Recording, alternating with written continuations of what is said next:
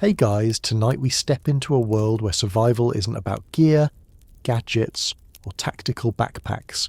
It's about firewood that doesn't burn bright, bread baked in dirt, and hands that know exactly how to spark warmth from damp ashes. You're not in a cabin in the woods. You're in a stone cottage, half-rotten thatch above you, ice creeping across the inside of the walls, and no central heating to be found. But you're alive. And not just alive, you're surviving, thriving even, in ways modern preppers might scoff at. You won't believe this. No fire, and yet you're warm. All right, before you get too cozy, go ahead and smash that like button and subscribe, but only if your heart says yes. I'd love to hear where you're listening from and what time it is there. Dim the lights, get that fan going for some background vibes, and let's chill into tonight's little adventure. You kneel beside the hearth, but instead of a blaze, there's just a low, steady glow. No leaping flames, no crackling sparks, just a dark red smoulder under what looks like a pile of cold ashes. You poke it gently with a stick. A deeper warmth pulses beneath, like the belly of a sleeping beast. This is no accident. It's the ember bed, one of the most effective and invisible heating methods ever used. It was the secret heart of many medieval homes, especially in areas where even a wisp of smoke could get you robbed, hunted, or worse. Flames were risky, smoke was a giveaway, but a bed of slow-burning hardwood coals buried under ash, that could burn for days, sometimes weeks. People in colder parts of Europe knew how to keep this ember bed alive through the darkest months. A bit of peat, a chunk of seasoned oak, a topping of fine white ash, and you've got a heater that doesn't show itself. Not to raiders, not to bandits, not even to neighbours who might report your warmth during a tax famine. You sit close, wrapping your feet in a bundle of burlap and animal hide. The air doesn't feel hot, but your core stays warm. That's the point. Medieval homes weren't heated for comfort. They were heated for core survival. And the ember bed wasn't just for heat. It dried socks, warmed ale, and if needed could be quickly revived into fire for cooking, or defence. Now imagine you've got to bake, but there's no oven. That's where clay pit baking comes in. You saw it earlier and probably mistook it for a hole someone dug for a latrine, but inside a dozen rounded stones glow faintly under layers of moss and straw. The trick is timing. You heat the rocks all day with controlled ember smoulder, then brush them clean, lay your dough wrapped in dock leaves or clay, and cover it again. No oven, no fire, just earth, memory, and heat. It sounds ancient, and it is, but also ingenious. And almost no modern prepper talks about it. Too slow, too dirty, too uncontrolled. But back then, you didn't need a YouTube tutorial. You learned by doing, or you didn't eat. The smell of barley bread creeps into your nose. Someone's already baking next door. They must have timed their rocks better. And when the night turns colder, you'll gather around the brick flue seat, a low bench with hollow spaces carved through the walls, channeling the smoulder heat from one room to another. No one sits directly in front of the hearth. It's too smoky. But those who know, those who understand, they sit where the bricks sweat warmth through their bones. And if you think all this was only used in homes, wait until you hear about how it worked in barns and sheds. But we'll get to that.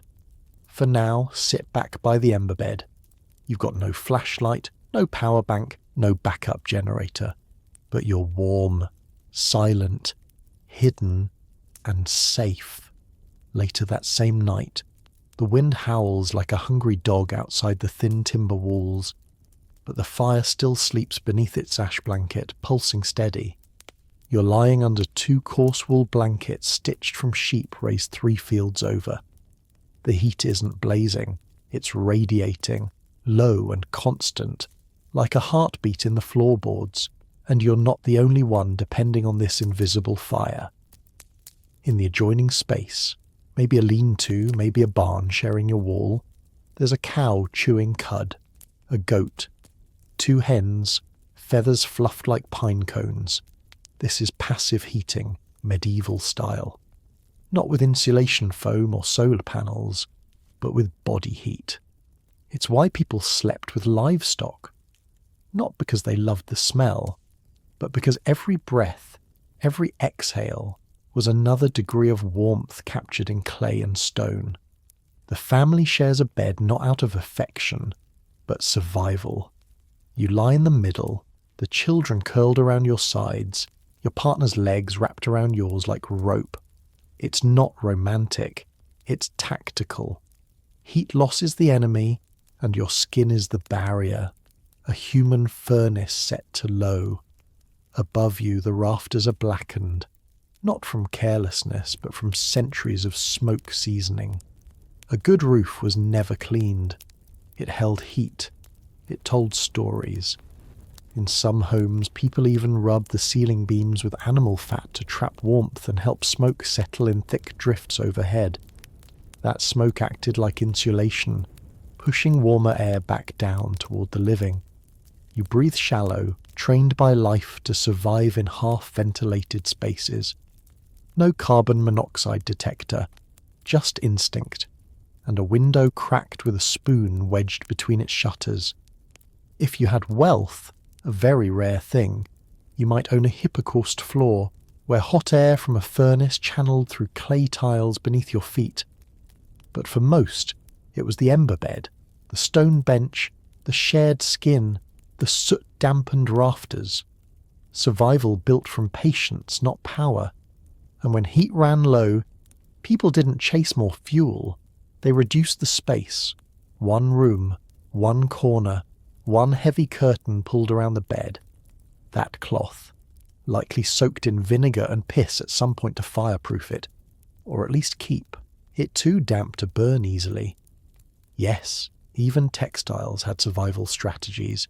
You think of modern survivalists with their magnesium starters, fire bricks, propane heaters, all useful, all good, but fragile in their way, dependent on shipment, on supply chains, on stable shelves at the hardware store. But back here, you see how people lit fires from fungus. Tinder fungus, dried and pounded until it turned soft as felt, then treated with saltpeter scraped from barn walls. A single spark from flint and steel could set it glowing like a cigarette. Not burning, but glowing. Carried in a pouch, kept alive all day. Fire without fire. And when even that failed, there were fire chains, lengths of metal heated red in the communal forge, wrapped in wool and tucked into clay urns to smoulder through the night. Families would borrow a glow from a neighbour's chain if theirs went out. You didn't knock. You showed up with a pine cone and an apology. This wasn't camping, it was daily life. A fragile choreography of smoke, heat, ash and skin. Not just to stay alive, but to stay hidden, resourceful, quiet. You think again about your prepper stove, your sleeping bag rated to -20, your vacuum-sealed matches. Then you glance down at the ember bed glowing under its ash, and wonder if you're the one that's unprepared. You wake to frost crusting the inside of the wooden shutters. Not outside, inside. The air bites your nose, and for a moment you forget where you are. Then it hits you. The smoke, the wool, the slow warmth of the ember bed, still smouldering like a stubborn memory. You rise, careful not to wake the others. Movement in the cold is loud. Even your knees creak like timber beams. But you have a job to do. The outer walls need checking. You open the creaking door and step into a world so quiet it almost hums. The thatch roof above you sags with frost, and the walls, well, they look like earth. Not wood, not stone. Earth. And that's the point. This isn't just a home. It's a disguise. You reach down and smear a line of mud across a fresh gap between stones. One of the outer seams dried out too much. Too visible. Too obvious. You rub moss into the mud, then pack it gently, like clay into a mould. Camouflage isn't a trick of paint, it's a lifestyle.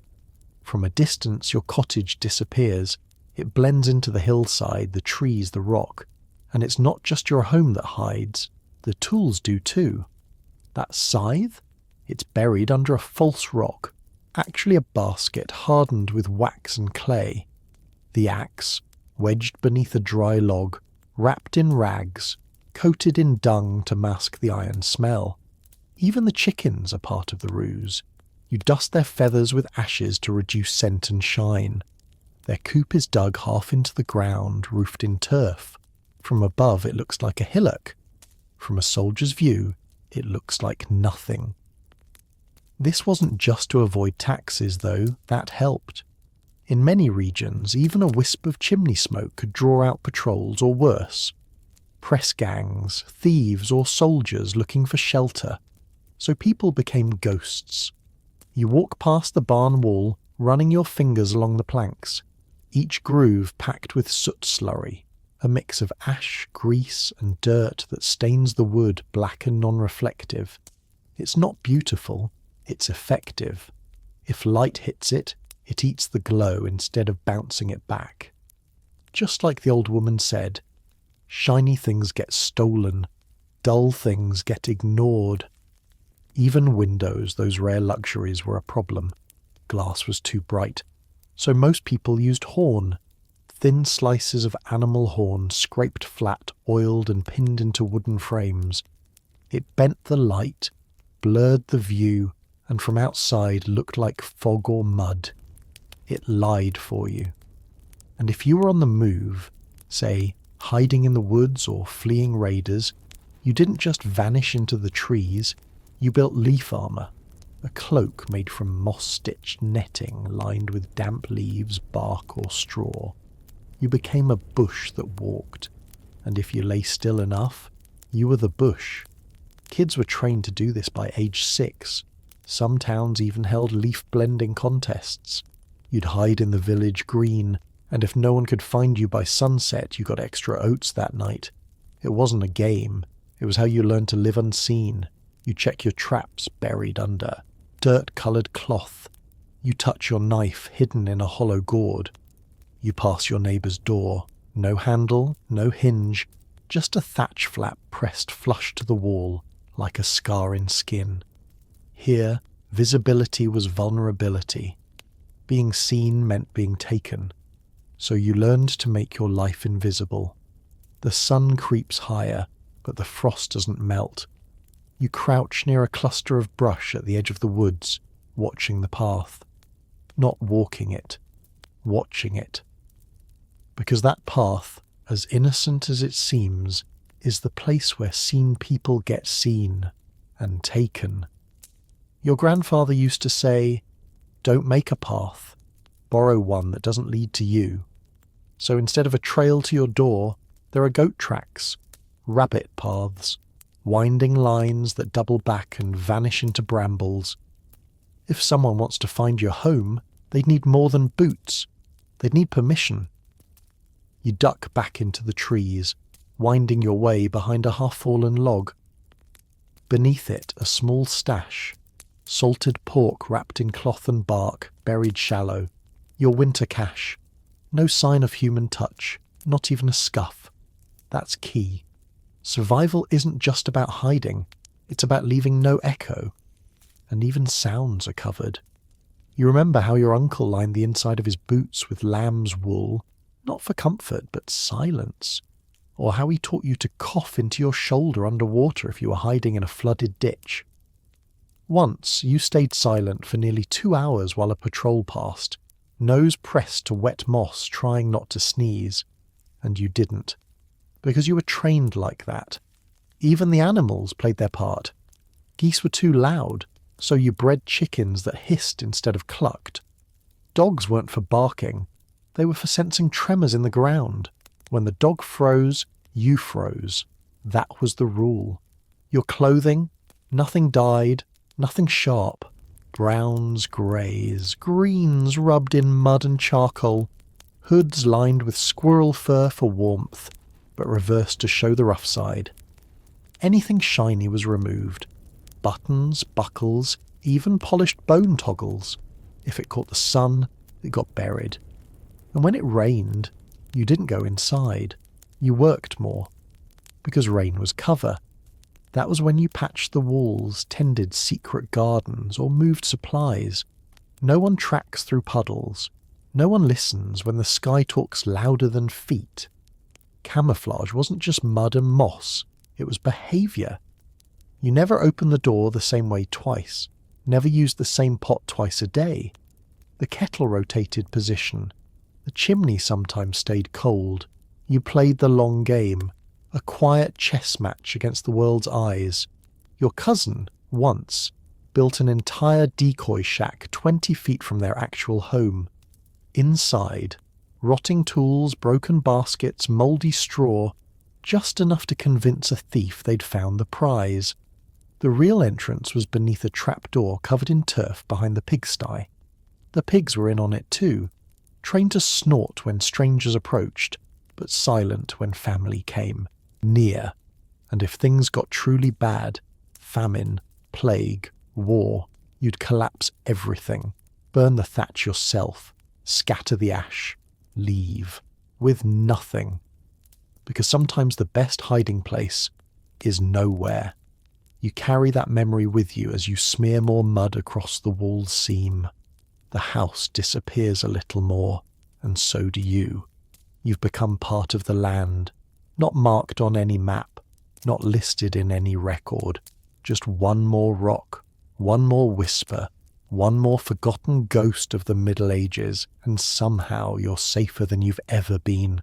The sun doesn't shine much in winter, but that doesn't stop you from planting. Not in the fields, of course. Those are frozen stiff. But below your feet, in the cool, dark belly of the earth, life stirs. You descend the worn stone steps into the cellar, your hand trailing along a wall damp with breath. It smells like mould and old root vegetables down here, but there's something else, green, a faint mossy scent that tells you something is still growing. Welcome to your indoor farm. It's not what modern minds would imagine. No LED lights, no glass tubes or filtered pumps, just nature, tamed in stone. Along one wall sits a row of rotting logs, their bark flaking like sunburnt skin. You lean down and lift a corner of damp cloth, and there they are. Fat white mushrooms curled like ears. These aren't gourmet treats, they're survival. Woodrot mushrooms like oyster and sulphur shell were staples for those who knew how to coax them. The trick was simple. Keep the logs damp, covered, and slightly warm. The smoke from the hearth above sometimes made its way down here, and that warmth was all they needed. Next to them, a raised bed filled with cress, a bitter little green that seems to grow on nothing but shadow and stubbornness. It needs almost no light. You grow it in old cooking pots, broken bowls, even your grandmother's cracked butter churn. Anything that holds soil becomes a cradle for food. You step further in to the back corner where clay jars line a slanted shelf. You pull one down carefully, it's slick with condensation, and open the lid. Inside, sprouted barley. Not brewed, not roasted. Just sprouted. This was the trick when flour ran low. People soaked grain, waited for it to germinate, then dried and ground it into a sweet meal that doubled as porridge and bread base. It filled the belly, warmed the chest, and didn't need sun. Back then the cellar wasn't just a place to keep turnips, it was a place to fight starvation quietly. You remember your aunt who grew leeks in chimney pots, their green shoots stretching up toward the cracks in the ceiling. Or the widower who kept mustard greens in his chamber pot, rinsed daily and fertilised with ash and soot. Modern folks talk about hydroponics, but your people had urine-fed planters, using old wool as wicks to keep moisture climbing. Not pretty, not marketable, but it kept the youngest from wasting away. And then there's the medicine shelf, dried nettles, plantain leaves, and cabbage roots. Most of it looks dead, but crumble a bit in your hand and the scent returns. Bitter, earthy, vital. You stir one jar and find a pale slug of fat, lard infused with garlic and rosemary, a poultice for cuts, a spread for bread, a last resort for when the children cough in the night. You light a stub of tallow and glance around. This place is sacred, not in a churchy sense, but in a living tomb sort of way. A vault where you bend time and grow things in the dark, where life is, coaxed forward, inch by inch, even when the world above seems dead. You take your bowl of barley sprouts, your mushroom trimmings, and a wilted bunch of cress, and climb back up toward the fireless hearth. Above, they'll call it supper. Below, it was survival grown in silence. Back upstairs, you spread the mushrooms out on a flat board near the ember bed. Not close enough to cook, just enough to dry. They'll be used tomorrow in a stew made from the tough end of a salted root and a spoonful of yesterday's broth. You'd call it a meal. A merchant might call it an insult, but it will keep you warm, and that's all that matters. You glance at the ceiling. One of the old rafters is dripping again. It's not rain. It's condensation from your grow shelf in the loft. That's right. Farming didn't stop at the cellar. The attic, if you had one, was another quiet miracle. Long before vertical farming had a name, people were already doing it. You climb the ladder and lift the hatch. The air's warmer here. Strange, but not surprising. Heat from the hearth below clings to the ceiling. It's a few degrees warmer, and sometimes that's enough.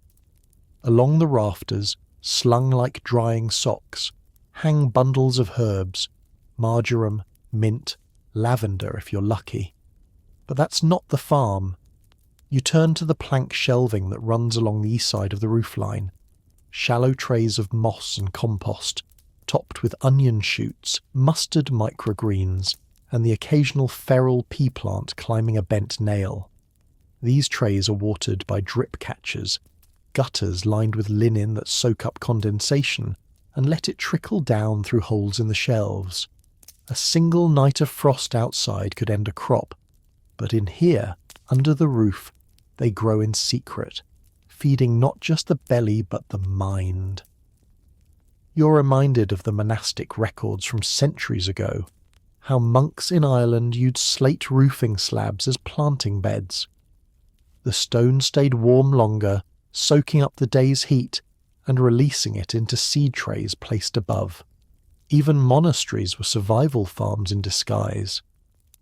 Back in your own attic, you remember how you built a light trap using polished horn and a well-placed mirror shard.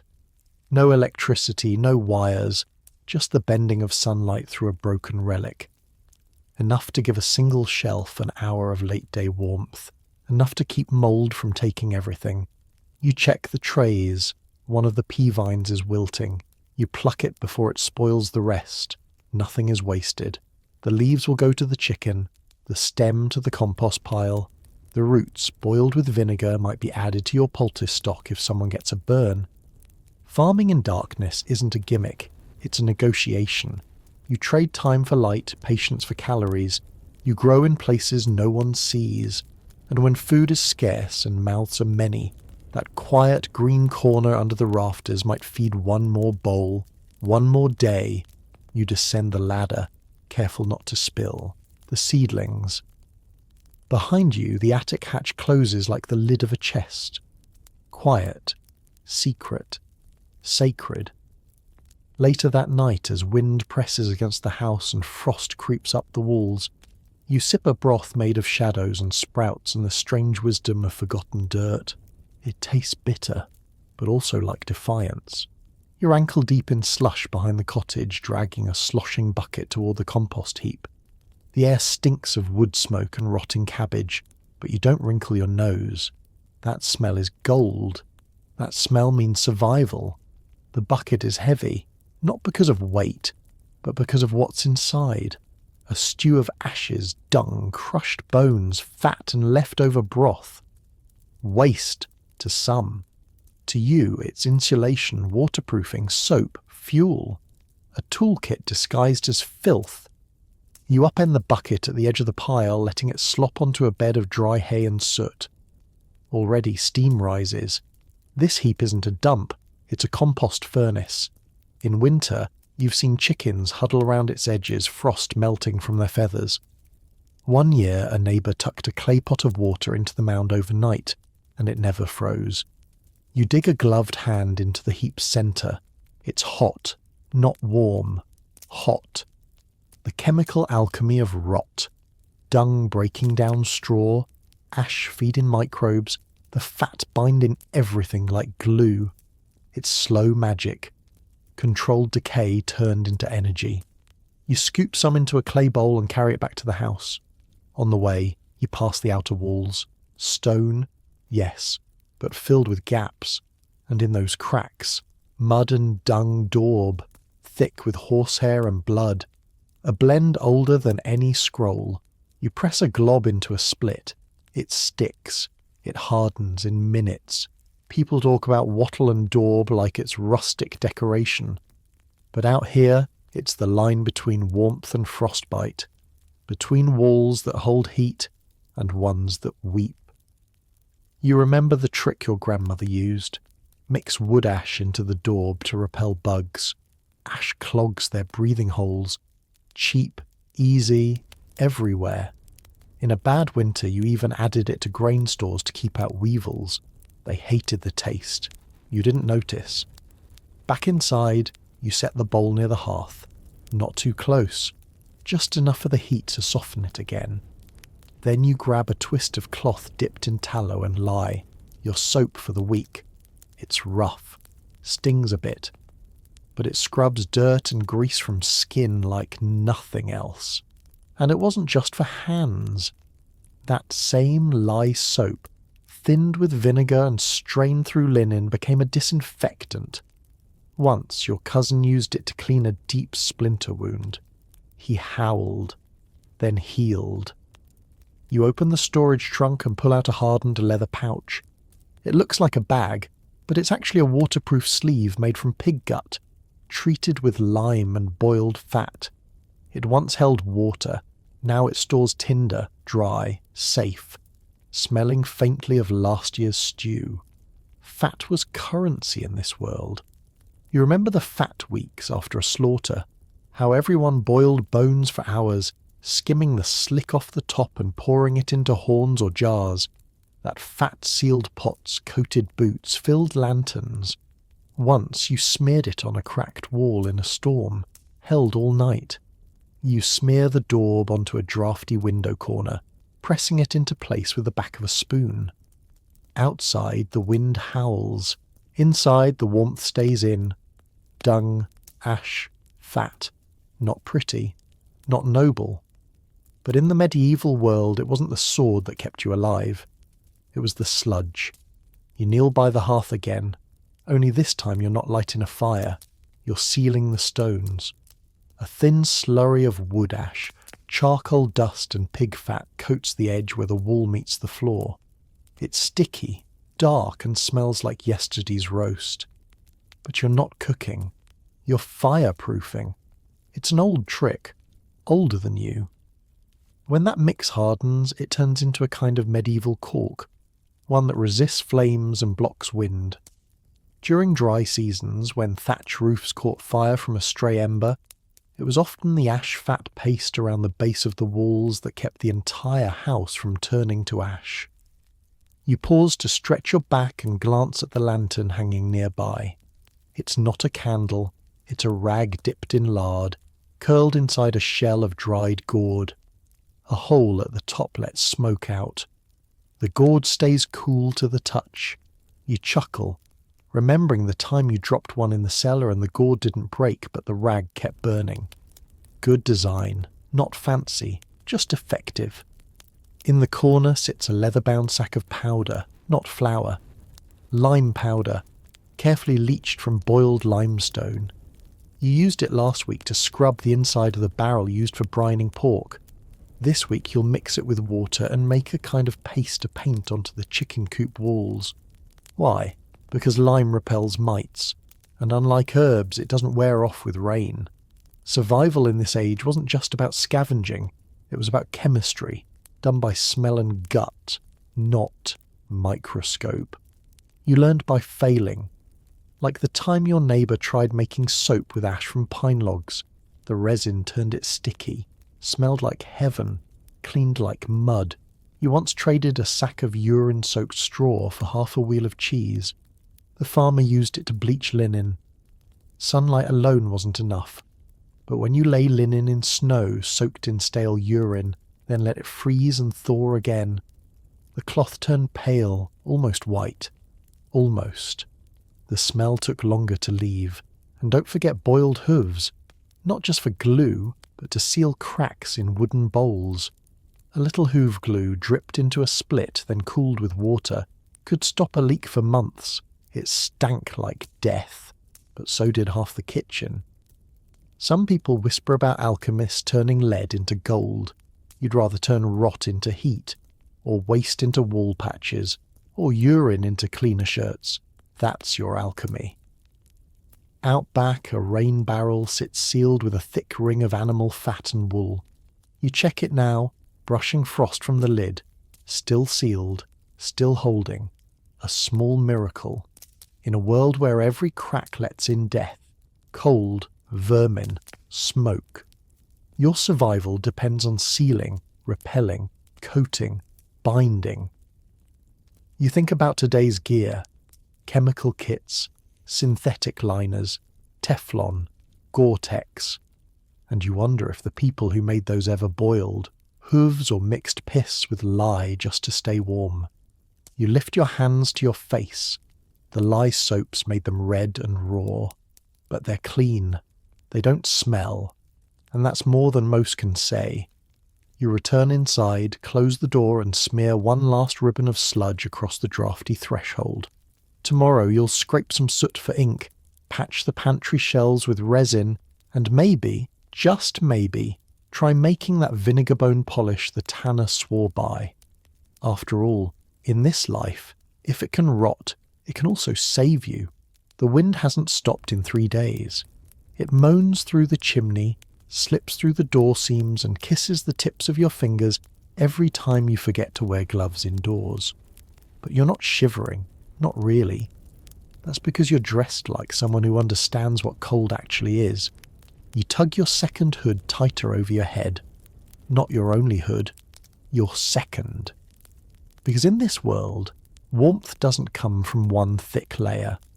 It comes from many thin, overlapping shields, like the hides of an onion, each trapping a little heat, each catching a bit of wind. First, the underlayer, wool shift, itchy, snug, and smells faintly of smoke. Then, a linen tunic, long enough to wrap around your thighs. Next, the thick wool overcoat, lined in rough spun fleece. Then the hood. Then the second hood, the one that wraps like a cowl and doubles as a face mask. You can leave one off when working, both on when sleeping, and rearrange them depending on whether the wind cuts from the west or the north. And underneath it all, strips of rabbit fur sewn into the lining of your boots, not the soles, the sides. That's where warmth escapes.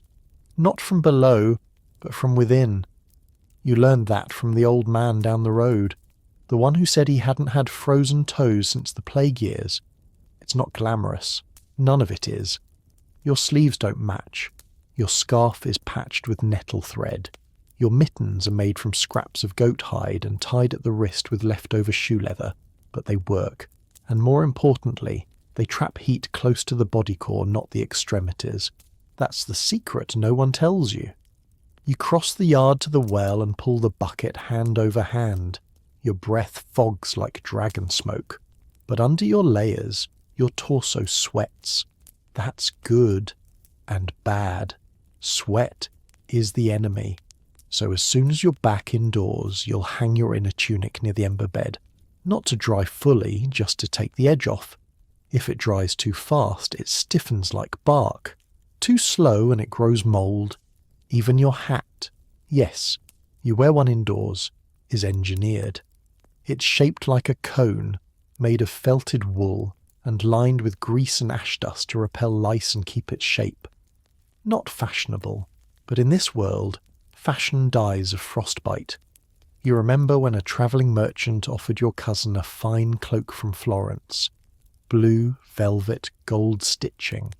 She wore it for half a morning and came back purple-lipped and shaking. Beauty doesn't hold heat, so you stitch your pride into seams, not colours. Back inside, you wrap your legs in a blanket skirt, a square of wool pinned at the hips, free to adjust as needed. When seated, it covers your feet like a tent. When sleeping, it becomes another layer for the bed. You've seen babies swaddled in nothing else. And that bed, oh, that glorious cocoon.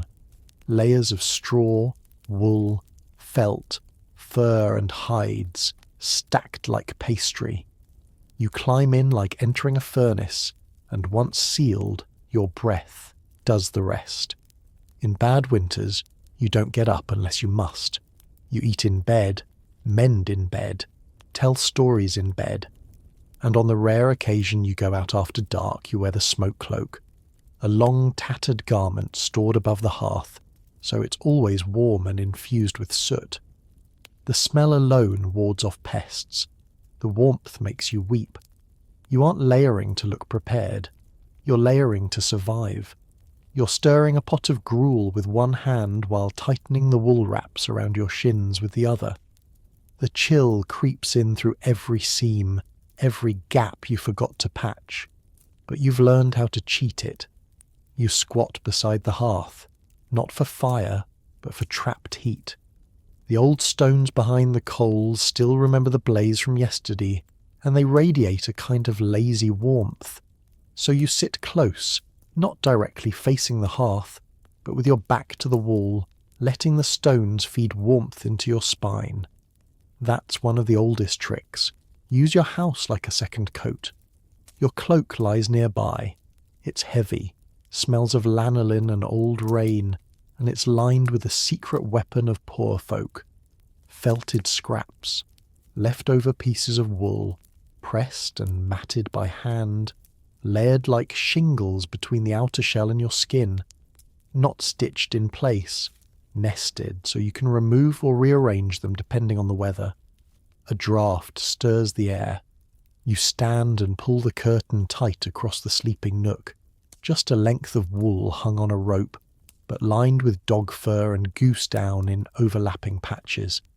It doesn't look like much, but once you're inside, even your breath starts to feel like a fire. At the base of the bed lies your other trick, the brick pig. That's what you call the square of stone you heat near the hearth, wrap in rags, and slip under the blanket an hour before sleeping. It stays warm through half the night and doesn't spill or smoke. One winter, someone painted a snout on it. The name stuck. And when the frost was cruelest, you used the mirror trick, not to see, but to survive. A polished piece of pewter or horn set against the hearth wall, angled to reflect and concentrate the little heat you had. It didn't warm the whole room, but if you held out your hands, your knuckles stopped aching. Sometimes you'd use two, like sunlight traps bouncing warmth back and forth. You pick up your boots, thick leather stiff with use. Inside you've layered dried moss, sheep's wool, and a splash of rendered tallow, rubbed into the heel like a salve. It keeps out damp, keeps skin from cracking. One year you tried lining them with scraps of parchment, but the ink bled and your soles went black for weeks. Even your breath is part of the system. You wear a loose wool scarf across your mouth inside the hood. Not for show, but to recycle warm air, capture the steam from your lungs and let it heat your cheeks. You wake in the morning with frost on the outside and sweat behind your ears. Every part of you becomes a radiator. You learn where to let warmth go and where to trap it. Elbows loose, wrists bound, neck sealed, ankles doubled, hips free for movement, but never bare. You layer not just for warmth, but for control. You're the thermostat now. The snow outside thickens. Someone's goat bleats.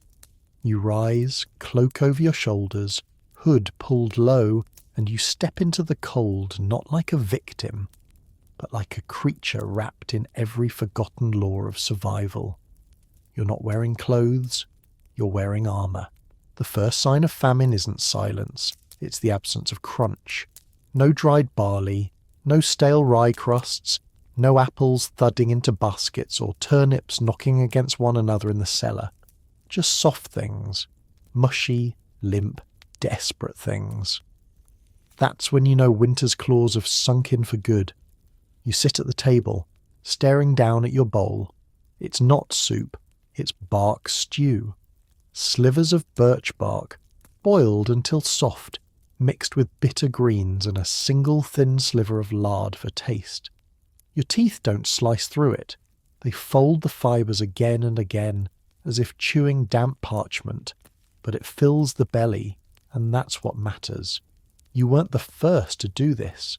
The Finns and the Rus and even English border folk knew the inner bark, or cambium, could be scraped, dried, and ground into a flour substitute. Add a handful to acorn mash, and you've got famine bread. Dense, grey, hard as roof tile, but enough to keep walking. You scrape your spoon along the bottom of the bowl.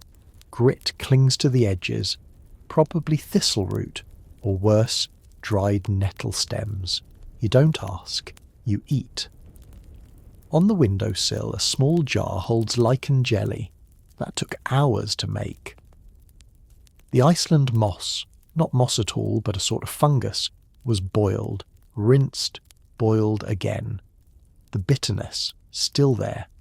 But not poison, not anymore. Just a sharp, metallic aftertaste like old nails. You'll spread it on bark bread tomorrow. A cough from the sleeping nook interrupts your thoughts. You glance over. Your younger cousin hasn't eaten today. But you remember the old rule. Those who work, eat. And so you'll rise again soon. Gather more moss from the forest logs, and maybe, if you're lucky, catch a frog. They're not common this time of year, but you've caught them in the past, hidden under rocks near the stream. Boiled whole, bones and all.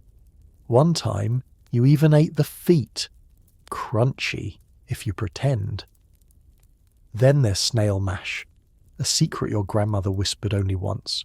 Salt them for a day, purge the muck, then fry them on a hot stone with ash and a leaf of mint. They foam when they cook, but the texture's not bad, if you keep your eyes closed. You walk outside, stomach heavy but not full, and scrape the snow away from the edge of the fence. There's ground ivy growing there, green even in winter. You pinch some and chew slowly. It's bitter, medicinal, but better than the inside of your cheeks, which you've chewed raw in your sleep. And then, the prize. At the base of the ash tree, a patch of reindeer moss, white, dry, delicate as lace. You crush it in your hand and pocket it. Tomorrow's broth. No one prepares for these meals.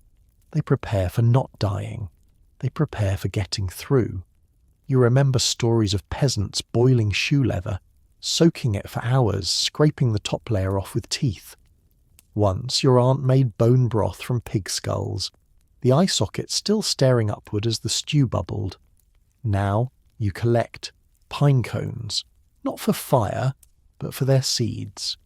A chore that would seem absurd in better times. But this isn't a better time. This is a bark-eating time. And in the medieval world that was as normal as rain. Night falls fast in a famine winter.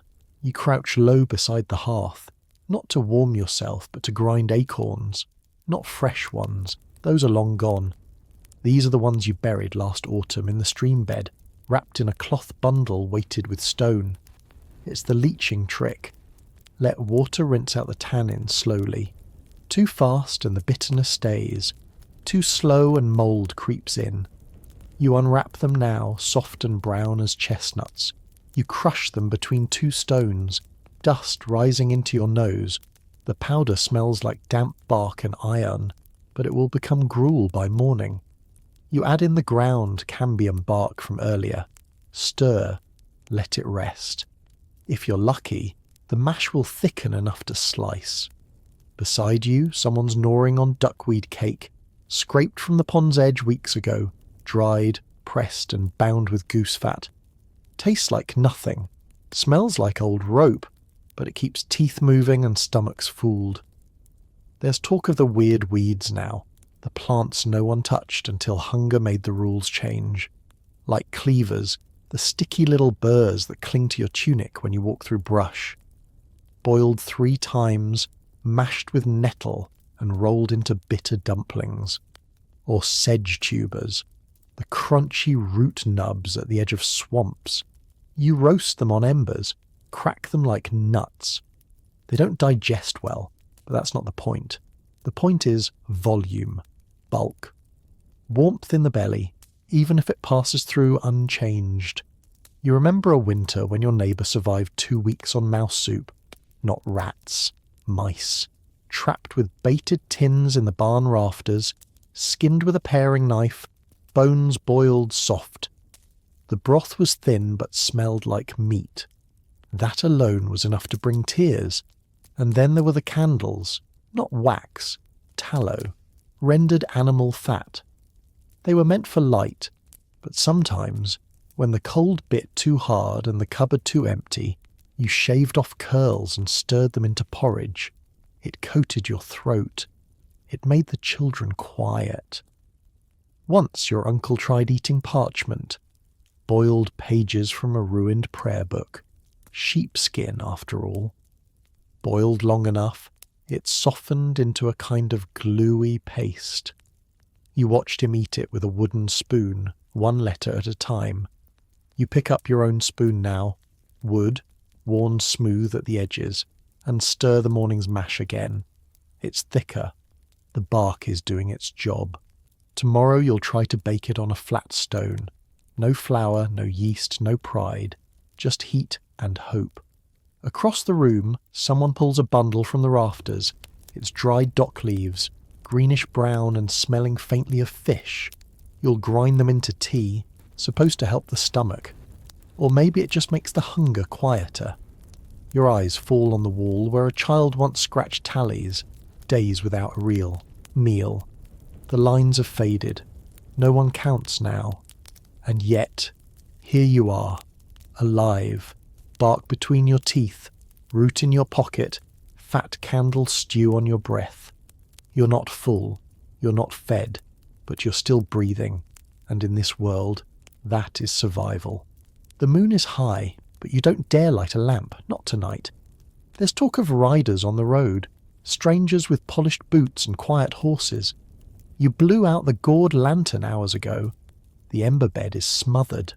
The children sleep in their cloaks, backs to the wall. And you're preparing to vanish, not run. Vanish. You slide open the cellar hatch and drop down, careful not to knock the hanging jars. From there you press on the rear panel, an old wine rack. It swings inward, revealing a tight passage dug behind the stone foundation, just wide enough for a body, just deep enough to fool eyes. This isn't a recent job. This tunnel was dug by your great-grandfather, or maybe even before him. It's lined with clay, braced by broken planks and slick with condensation. You press through, boots squelching in the mud. After 20 paces it opens into a shallow den, your disappearance room. A bundle waits there.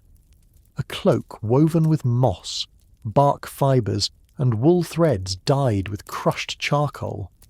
When you wear it, you don't look like a person. You look like a log, or a bush, or a pile of wind-blown hay. This is no costume. This is leaf armour, hand-stitched and restitched every season. You pull it over your shoulders, fastening the tie at your neck. Your breath slows. Your fingers move without thought. You take your silent boots from the shelf, soft-soled, wrapped in wool, bottoms painted with slurry made from soot and goose fat. They don't crunch on snow. They don't slap on mud, they slide. You can walk 10 feet behind a man and he won't hear a thing but the wind. On the ground is your pack. Waxed cloth, stiff with resin, designed to fold flat and disappear under leaves.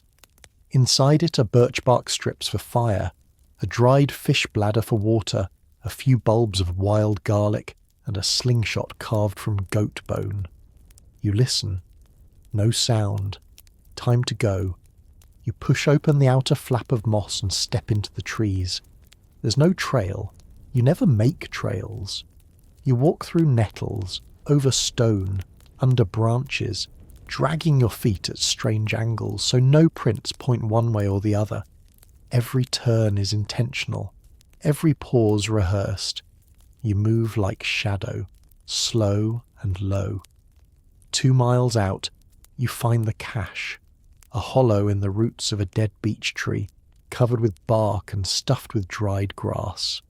Inside, a tunic, bone buttons scraped clean, a pouch of salted thistle stems, a watertight scroll of warnings for your cousin in the east, should she find this first.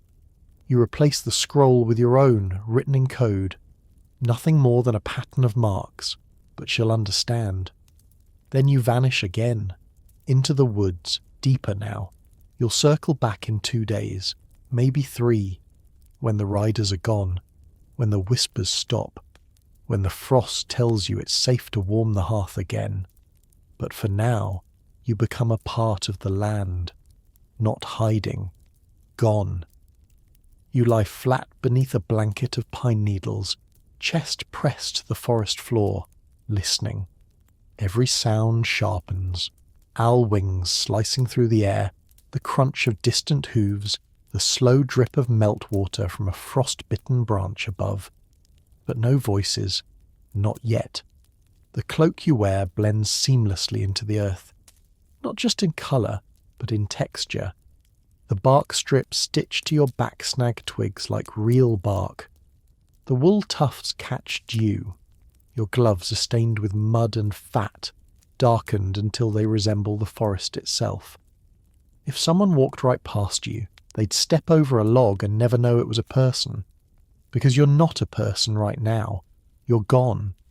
The wind shifts and you roll, carefully, silently, into a shallow dip between tree roots. There, you unpack the leaf book, a flat bundle of pressed moss and bark paper used to map hiding spots, caches, and safe waterholes. No ink, just scratches. You trace one with your thumb and remember, the hollow stump by the creek. It holds dried tubers, enough for 3 days, if rationed. You fold the map and bury it under a stone. Always bury, never carry. To survive here is to move like water, not just quiet but shapeless. You don't leave evidence, you don't set patterns. If you boil water, you do it in a birch bark bowl, over a smokeless fire fueled by dried dung and old peat. No crackle, no scent, just heat. And when you sleep, it's not in tents or caves, it's in holes. Shallow human-sized impressions scraped beneath old hedgerows, lined with rotting leaves and sealed with netting made from flax and moss. One night, a boar passed right over you, snorting, unaware. It wasn't luck, it was technique. You remember your aunt teaching you how to walk like a deer, to place your heel, then roll the foot softly, shifting weight from the outside inward. It took weeks before you stopped snapping twigs, but now you move through bramble without a whisper. Even the crows ignore you. At the edge of a clearing you spot movement, just a flicker of motion. You drop instantly, pressing your face into cold moss. Eyes closed, breath shallow, 20 slow counts. When you look again, the shape is gone. You wait another hour, then begin the long route back. Not the same trail, of course. You never return the way you came. That's how they find you. When you finally reach the hidden cellar entrance beneath the barn, you enter slowly, replace the moss cover, and sit in the dark.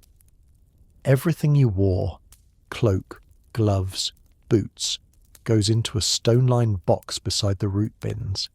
It will stay there until the next time you need to disappear.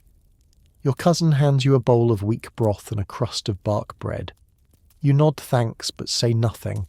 No stories tonight. No heroism. Just breath. Just silence.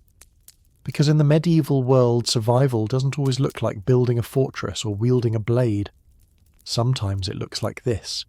Not being seen. Not being heard. Not being remembered. The fire's out again, but this time not by choice. You sit in a dim corner of the one-room cottage, staring at the blackened hearth where the last ember gave its final breath just before dawn. No smoke, no warmth, and soon no air. That's what no one tells you about medieval winter homes. They weren't just cold, they were alive with breath and fumes and danger. Without careful tending, you didn't just freeze. You suffocated. You shuffle toward the wall and pull open the upper vent flap, a crude shutter carved into the timber frame, just wide enough to let bad air out, not wide enough to let spying eyes in. The trick is in timing. You can't leave it open all night, or the heat escapes.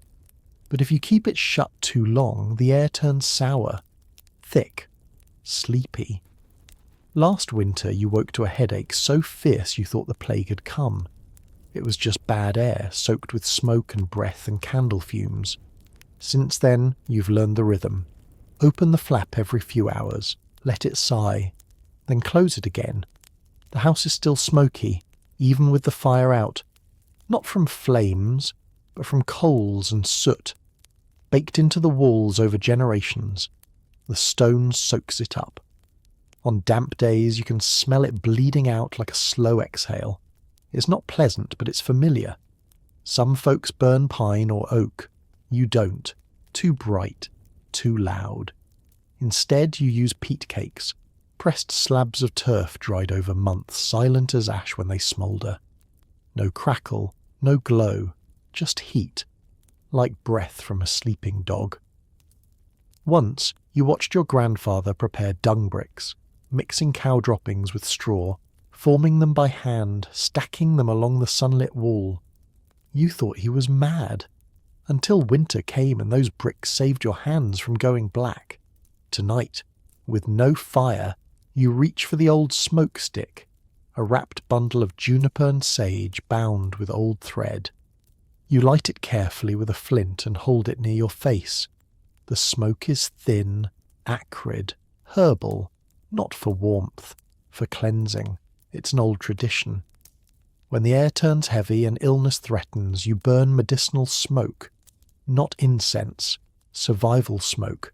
Juniper kills fleas, sage clears the lungs, even dried moss when burned drives out lice.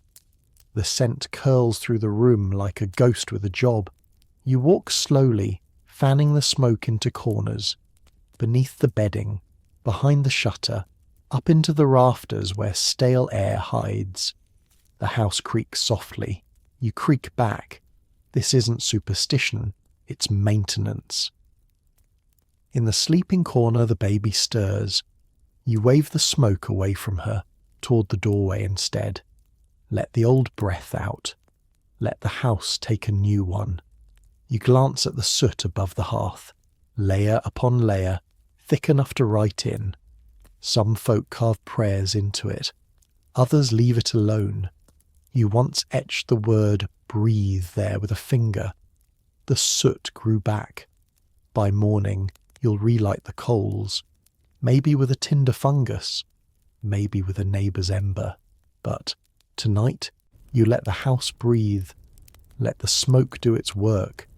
Let the silence settle into the cracks between bricks and bone. You wake in darkness, not startled, drenched. The kind of sweat that comes from sleeping in still air too thick to breathe and too cold to shiver. Your breath sticks to the roof of your mouth, tasting of soot and wool. But your ears, they're wide open, because when the air turns, the house speaks. A creak in the timber, a sigh from the wall, the sound of old mortar contracting as moisture shifts with the heat of trapped breath. You've learned to hear these things, not just as noise but as warnings. Too quiet, and you check the baby. Too loud, and you check the chimney. That's where the worst stories begin. You rise slowly and step toward the hearth. A whisper of warmth comes from the buried coals. Not gone, just resting. You blow gently and stir the ash with a hazel twig. No flame, just a deep red glow, like the eye of a watching cat. You sprinkle a pinch of saltpeter dust into the ash, a trick you learned from a travelling tinker who never gave his real name. The dust flares pale blue and holds just long enough for you to catch a wisp of smoke on a dried cattail stem. You touch the stem to a moss-wrapped bundle near the window. It smokes. It lives. It's not a fire. It's smoke on purpose. Thin, grey, and fragrant. You hang the bundle on a hook above the doorway where air moves best. Within moments it begins to clear the heavy smell of old wool and closed mouths.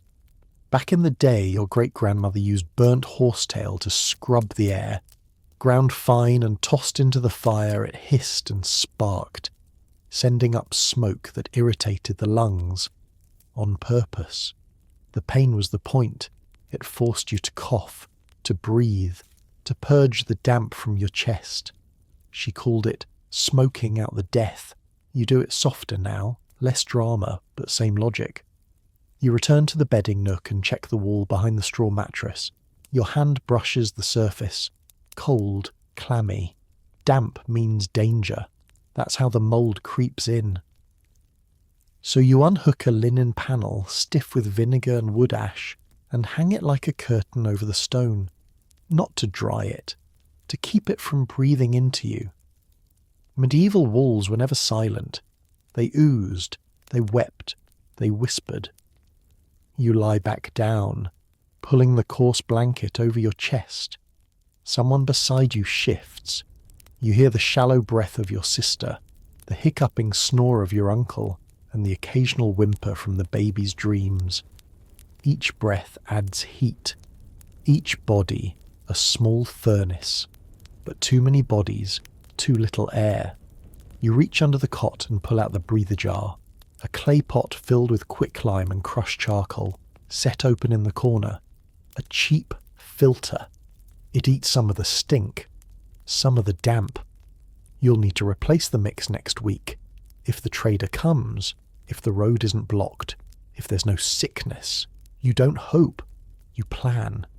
And when you finally close, your eyes, it's not to sleep like a child, it's to wait like a house, listening, sighing, breathing just enough. The snow is melting, but don't let that fool you. This is the danger season, when the ice retreats just enough to tempt you outside, yet the ground still hides death in puddles and wells. You step carefully through the mud-slicked yard, past the chicken hutch and toward the woods beyond. The water barrel is nearly empty. You drained the last of it last night for soup. Now comes the real work, finding more without getting sick. You carry a cloth sack, not a bucket. Too obvious, too easy to spill. In the sack are 3 egg-sized stones, each wrapped in linen. You'll explain. First, you head for the drip log, a fallen tree set at an angle, hollowed slightly along the top. Overnight, dew and melt gather there. You lean close, press your lips to the wood and sip. The taste is clean, thin, like sky. Just enough to wet your mouth, not enough to fill your belly. That's why you move next to the pit trap. It's not what you think. No animals here. Just a hole, shallow and lined with river clay to keep the water in and the bugs out. A sloped stone basin at the bottom lets water pool slowly from seeping snow. Covered with brush to keep birds away. You dig back the twigs and scoop with your hands. 2 mouthfuls, cold as iron. You spit the first one out. Always the first sip. That's where the filth floats. The oil, the film, the sickness. Only fools drink fast. You remember what happened to your neighbour last spring? First the vomiting, then the silence. The water he drank came from a stream downhill from a tannery. He didn't know. Or maybe he did, and didn't care anymore. So now you do what the old woman taught you. Look for insect flight. If the flies are hovering over a puddle, even in cold, that water's bad. If frogs live near it, it might be safe. If nothing lives in it, you walk away. You pull one of the linen-wrapped stones from your sack, unwrap it. Inside is crushed charcoal, sifted fine and packed into a cloth ball. You drop it into the bottom of a flask, then pour the clay pit water over it. Let it sit. It won't make the water clean, but it will make it safer. Next, the egg test. You pull another bundle from your sack. A duck egg, raw, unboiled. You crack it into a bowl of pond water and watch. If the whites cloud too fast, the water's spoiled. You're not sure how it works, but it works. The egg speaks. You listen. One last check. You place a sprig of wild mint into the flask. Not for flavour, for warning. If the mint wilts too fast, the water's poisoned. If it stays bright, you dare to sip. And still, you'll boil it later. 3 full minutes. Not just bubbles. Rolling boil. You'll lose half to steam. That's the cost of safety. You stand, flask sloshing in your cloak, and start the walk home. You've gathered less than a pint, but you're still ahead of death. That's all that matters. You pass the old well on your way, the one no one uses anymore. You don't even look down. You already know what's waiting in the dark. Back at the cottage, you set the flask beside the hearth, where the ash still breathes low warmth. It's not enough to boil water, but it will coax the chill from it, and that's important. Because cold water, taken too fast, shocks the gut. A lesson learned from the old days when people would drink straight from snowmelt and drop to the ground minutes later, clutching their bellies. Your aunt used to say, boil the water, then wait. If you drink like a starving dog, you'll die like one. You thought she was cruel. Then you watched a boy drink from a spring too fast, gulping until the veins stood out in his neck, and saw him laid flat by nightfall. Not poison, just panic. You sit by the fire and begin to build it up, not to full flame, just enough to warm a boiling stone. It's smooth, egg-shaped, and blackened from years of use. You nestle it among the coals until it's searing hot, then lift it out with a pronged stick and drop it into a clay bowl of your gathered water. Hissing, bubbling, sputtering, no pot, no kettle, just fire and stone. You repeat the process twice, rotating stones. By the third drop, the water's rolling, the surface dancing with heat. You've done it. Still, you wait, because the last mistake is the worst one. Drinking too early. You let it cool, cover the bowl with a cloth to keep the steam and any airborne pests from escaping. The cloth is soaked in vinegar and mint. It smells like rotten medicine, but it does the job. While you wait, you take inventory. 2 flasks half filled, 1 bowl cooling, a jug of a last week's rainwater with sediment at the bottom. Not perfect, but drinkable if you strain it through woven grass mats, bleached in ash. And 1 flask of birch sap tapped from the tree near the pasture, sweet, light, and risky if stored too long. You remember the time you drank birch sap left out too many days. It fermented into something sharp, almost vinegary. The buzz was warm. The cramps afterward weren't worth it. Everything here has a balance. Too fast and it kills you. Too slow and you dry out. Too hot and it scalds your throat. Too cold and your stomach seizes up. You've learned to sip slowly. Watch your own breath as you drink. If it fogs the surface too much, wait longer. If the bowl's too warm to hold, it's too warm to drink. There's no margin for error. Children are taught early. Never drink from standing water. Always look for movement, ripples, insects, fish. Even a frog is a blessing. They don't live in poison, And when in doubt, melt ice from shaded snow, never the first layer. The top is tainted with soot from the chimney, ash from the wind. The cleanest snow lies just beneath, white, compact, quiet. Like a secret the forest is willing to share. You take your first sip of boiled water, cool, metallic, clean enough. Then another. You close your eyes and feel the warmth slide down your throat, blooming in your chest. You didn't find a spring. You didn't build a well, but you found just enough. And in a world like this, just enough is a miracle. The wind is still, the embers low, and outside the cottage the world is pinned in a hush like parchment between stones. This is when you work your tools, not the good ones. Those are hidden. These are the ones you made yourself from what the forest gave and the bones refused to stay buried. You reach under the cot and pull out the cloth bundle, wrapped in old linen once used for swaddling. You unfold it slowly, revealing a knife carved from cowbone, polished smooth, honed with ash and salt. The blade doesn't shine, but it slices. That's what matters. In your hand it feels warm. Bone always does. Not like metal, cold and arrogant. Bone tools know they've come from something that lived. They're quieter, humble, obedient.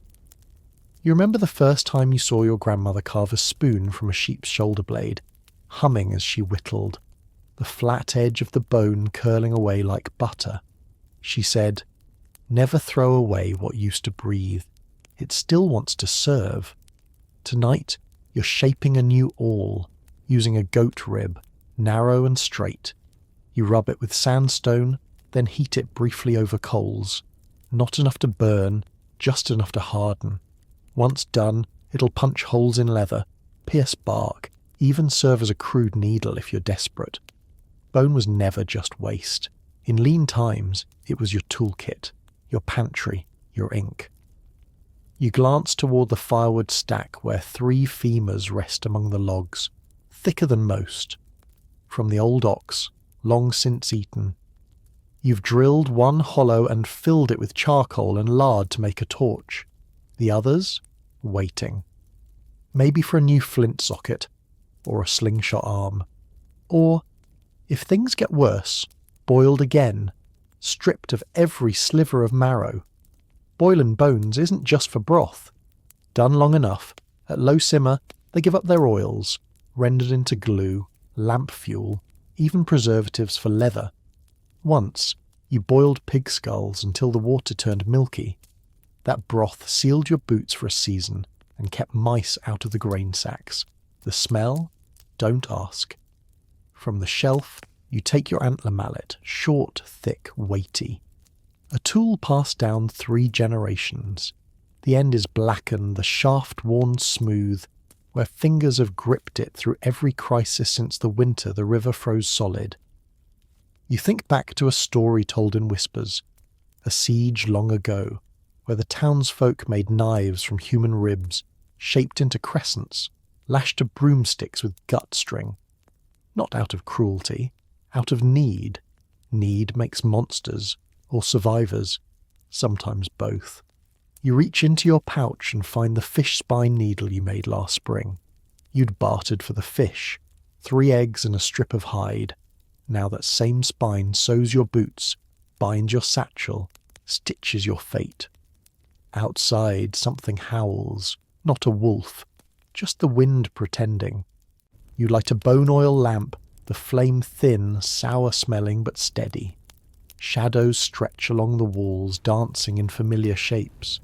You look at your hands, cut, scabbed, black under the nails, and smile, not with joy, with recognition. These are hands that repurpose the dead, not with hate, not with reverence, but with calm, with understanding. Bone remembers, and you've learned to listen. The morning breaks grey and reluctant. You step outside into mud, boots crunching softly over frostbitten straw. In your hand is a tool you finished shaping last night, a chisel made from a horse's cannon bone, the edge honed fine with river grit. Not beautiful, but precise. It's time to reinforce the door frame. Not with nails. You don't waste metal here. Instead, you'll use boiled sinew soaked in ash water, wrapped tight around the upper hinge like a tendon, pulling the warped timber back into place. The bone chisel taps slowly, rhythmically into soft pine. Every stroke is an argument with decay. Tools like these aren't heirlooms. They're improvisations, sharpened not by polish, but by desperation. Behind the barn there's a small crate of what others might call junk. Bird bones, broken teeth, antlers chewed soft at the tips by mice, and skull fragments from gods know what. But you see handles, wedges, ink pots, ladles. Some days, when the snow's too deep to work, you sit by the coals and grind charcoal with crushed bone, stirring it into bone-black pigment, which dries into a kind of soot ink. You use it to mark cuts in wood, measure fir lengths, even sketch crude maps of where you buried tools or traps. And then there are the strange tools, not ones you made, but ones you found. Like the knife handle carved from a human jawbone, left in the rafters by someone long gone. Teeth still intact. It fits your grip perfectly. You don't speak of it. But when you use it, your cuts are straighter. Your hand steadier, as if it remembers its last owner. Your cousin once dug up a femur flute while planting onions. Hollow, notched, still playable. He cleaned it, oiled it, and now uses it to call the dogs at dusk. You asked him once if it creeped him out. He just shrugged and said, better than wasting it. And perhaps the strangest thing, the boiled skull bowl. You found it in the woodshed last year, buried in a bundle of straw. Not animal, human, hollowed, smoothed, sealed with wax. You didn't touch it at first, but in the dead of winter, when every other vessel cracked, it held water. You used it to measure barley, then honey, then lye. Now it sits on the high shelf behind the tallow jars, still useful, still strange. But that's what survival does. It erodes the line between sacred and practical. You don't waste, you don't flinch, you repurpose. Because bone isn't just a reminder of what's gone. It's a promise that everything, even death, has another job to do. You step back inside, placing your chisel next to the others, one of crow tibia, one of antler, one of boar tusk worn flat from hours of scraping hide. Tools not from a forge, but from the forest, from the earth, from the past. Each time you pick one up, you're not just holding a tool. You're holding someone's legacy, be it beast, kin, or stranger. You don't need to know whose. You only need to know it works. Dawn brings more than frost today. It brings smoke. Not from your hearth, but from the ridge beyond the stream. Not the thick, greasy column of cooking. No, this is light, erratic, signal smoke. Used when words fail, when riders can't risk roads, when warnings must rise above the treetops. You crouch in the barnyard, heart low in your chest, watching it swirl upward in broken bursts. One puff, a pause, two more, long gap. That rhythm, it isn't random, it's a message. The villagers call it smoke speak, and though few admit to using it, everyone learns. You were taught with damp wool and pine pitch as a child. Practice in secret at dusk behind the tannery, where no one could accuse you of witchery. You run your fingers through your pouch, flint, dry moss, tallow rag, all there. You reach the stone ring behind the chicken coop, a shallow pit with 3 flat rocks arranged like teeth. It's your signal hearth. You pack it fast, smouldering dung for body, crushed pine cone for cling, and a tuft of goose down to brighten the first burst. No flame, just smoke and shadow. A single long burn signals safe. 2 short, then 1 long means threat. A winding trail, broken and fast, help. You light yours. 1 puff, wait, another, then break the rhythm. That's enough. You hope someone's watching. This kind of fire can't be seen at night. It's a daylight language, one designed for distance and fear. Raiders used it. Monks used it. Peasants used it when roads froze or flooded. No parchment, no ink, just smoke and memory. But signals weren't just warnings. Sometimes they were tricks. You recall the old tale of the goat herders who sent false smoke to lure tax collectors into a bog, 3 puffs from a high ridge to mimic a monastery. The collectors followed, expecting hospitality. They found mud, lies, and stripped coin purses. A legend now. But you remember the smile on your uncle's face when he told it. You tamp down your signal fire, scatter the ash, and roll the remaining coals into a horn canister lined with lard-soaked moss. It will stay lit for hours, smouldering slow and silent. Fire that hides. On your way back, you pass a circle of flat stones in the grass, your family's old meeting place. In the centre lies a single oak branch split and bent, forming a crude arrow. You smile. No one speaks these days, but messages find their way through sticks and smoke. Inside the house, you ready the trick fire, a bundle of dried fungi, birch shavings, and powdered herb that burns fast and bright but makes no heat, just light. Enough to cast shadows, confuse spies, draw attention without giving away warmth. You keep it near the doorway. If someone comes in anger, you'll light it and vanish out the rear hatch. Leave them chasing ghosts, because out here fire isn't comfort, it's camouflage. Later that evening you light a real fire, small, shallow, built low between 3 stones smeared with ashen grease to keep their colour dull. But instead of warming your hands over it, you squat behind it, watching how the smoke climbs. It doesn't go straight up, it veers, bends, tells you what the air is doing. That's useful, not just for smoke signals but for disappearing. If the smoke rises clean, you know it's safe to light a proper cooking fire outside. If it snakes sideways, low and thick, someone a mile off could spot it. In that case, you reach for your tunnel fire kit, a trick that every forest dweller knew by heart. You dig a narrow, L-shaped trench, one shaft for air, the other for the flame. Place the fire deep in the pit, cover it with a grate of green twigs and a wet cloth. The result? Almost no smoke, just a dull orange glow and heat rising straight through brush. You can boil water, cook meat, roast roots, and no one will smell it unless they're breathing down your neck. You once used that trick during a patrol sweep. Watched 4 men pass within 10 paces while your fire pit bubbled away under a stone slab. They never looked down. You never blinked. You glance over at the barn now. Its chimney is fake. Just a blackened pipe stuffed with feathers and soot to mimic an abandoned flue. Real heat is vented through the root cellar. The smoke filtered through bundles of straw and dung hung along the tunnel like curtains. The smell is earthy. The air is grey, but it never signals life to the outside world. Even inside your cottage, light is misdirection. The front window, such as it is shielded by a horn pane dulled with ash. If you need to create the illusion of someone home, you light a fish oil wick lamp, place it in the front room, and hang your cloak on a post behind it.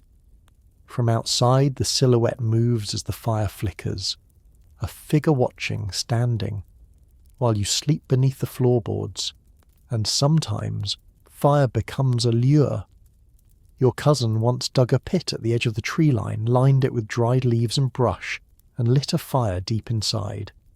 The glow drew 2 raiders straight toward it.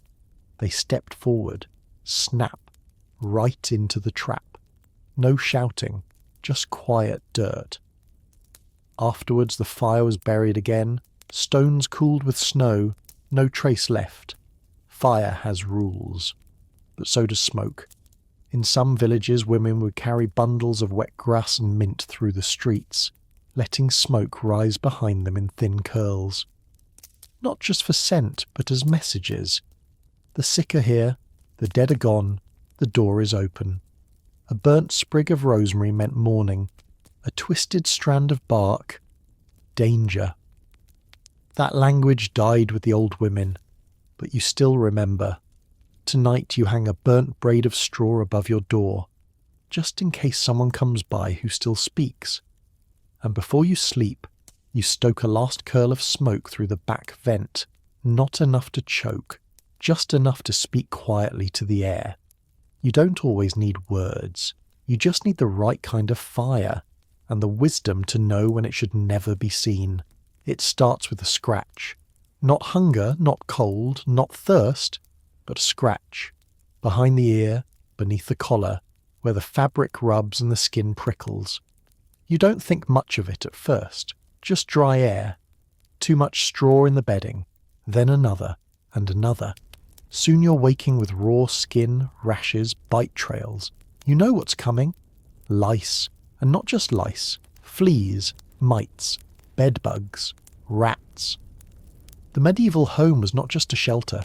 It was a battleground, a war fought quietly, constantly, with oil, fire, smoke, and desperation. You step outside and head for the coop, not to check the hens, to gather feathers, the downy kind, soft but slippery, perfect for repelling pests when sewn into seams and mattresses. You'll mix them with dried mint and rosemary and stuff them into the lining of your tunic. The smell will confuse the lice. It won't kill them, but it might keep them off your neck. Back inside, you set water to boil, steeping soapwort and wood ash into a thin grey lye. That'll soak your bedding later. You've done this before. Your hands still bear the red cracks from last winter's fight. Next, the rat traps. Not mechanical, no springs or snaps. Just barrel traps filled with scraps, lined with ash and greased sticks, positioned so that once a rat falls in, it can't climb out. You check 3 traps today. One's full. You won't waste it.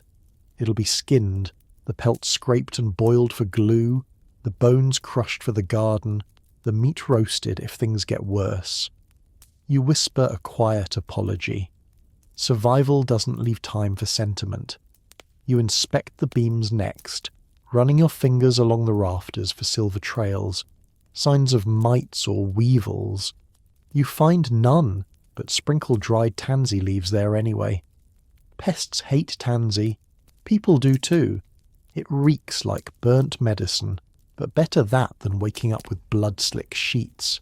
And then you grab the last weapon, the smoke pan. A shallow clay bowl filled with damp moss and dried cow dung, lit until it smoulders thick and slow. You carry it from room to room, waving the smoke into corners, under beds, into boots, behind bundles.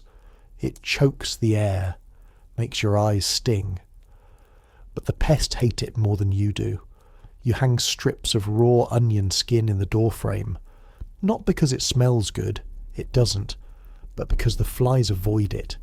Same with sage bundles in the rafters, burnt barley stalks near the window, and grease smeared on thresholds to catch ants and roaches. Once, your cousin boiled vinegar and iron nails, doused his mattress, and swore it cured his infestation. It probably didn't. But he never got lice again. Fear counts for something too.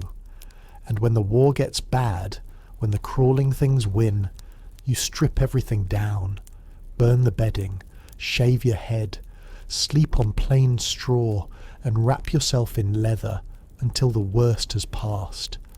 There's no shame in it, only survival, because in the medieval home you are never alone, and not everything you share it with wants to be a guest.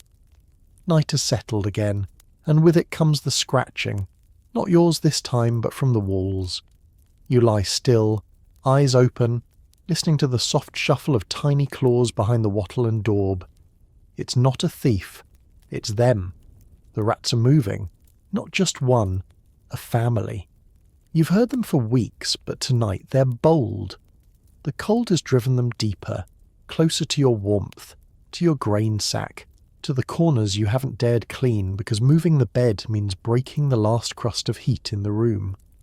You sit up quietly and reach under the cot for your rat rake, a forked stick, crude and splintered, but long enough to prod the shadows. In your other hand, a burlap-wrapped brick, swung like a silent curse if anything darts out, but they don't, not yet. So you shift strategy. You reach for the onion glue traps, strips of canvas smeared with fat and thickened pine sap, sprinkled with flour to mimic food. You lay them under the table near the hearthstones beside the grain bin. Come morning, if you're lucky, you'll find one stuck there, squealing or still. Either way, it's one less mouth. You stand and move to the corner where the dried herbs hang. The bay leaves are brittle, the sage bundles are thinning. Time to replace them. You crumble a few into the cracks behind the shelves. You smear grease and soot along the base of the door, the old hedge-witch mixture meant to foul a rat's senses. It won't kill them. But it sends a message. Above you in the rafters, a faint buzz. You squint upward and spot the first of the winter's flesh flies, large and dumb, clinging to the warm timber. You light a sliver of juniper wood, wave the smoke upward, and watch it stagger, fall, vanish. You'll need to coat the beams again. Charcoal mixed with vinegar and powdered eggshell, painted on with rags. The mixture turns black, flakes slowly, and poisons the tiny nests that burrow into damp wood. And just as you return to bed, you feel it again. A tickle on your wrist. Instinct. You slap. Fingers come away smeared with blood and legs. Louse, full-bellied. You sigh, rise, reach for the itch salve, a paste of ash, garlic and melted lard. It burns, but it works. You smear it on your collarbones, behind your ears, the waistband, all the warm places they like. Your grandmother used to say, "If you've got blood, you've got company." She laughed when she said it. You don't. But you do whisper thanks to the cats, sleeping on the rafters. They've kept the rats in check for years. One-eyed, flea-bitten, half-wild, but loyal. When one dies, you bury it like kin. That's what comrades deserve. You lie back down, scratch once more, and then settle under the weight of smoke-scented wool. You know they'll return tomorrow, they always do, but so will you, with vinegar, with ash, with sage, with smoke.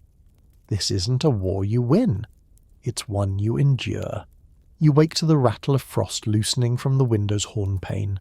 The hearth is low, but you don't rise to stoke it. Not yet. First you step into the pantry nook, still half-shadowed from the weak light, and crouch beside your kitchen chest.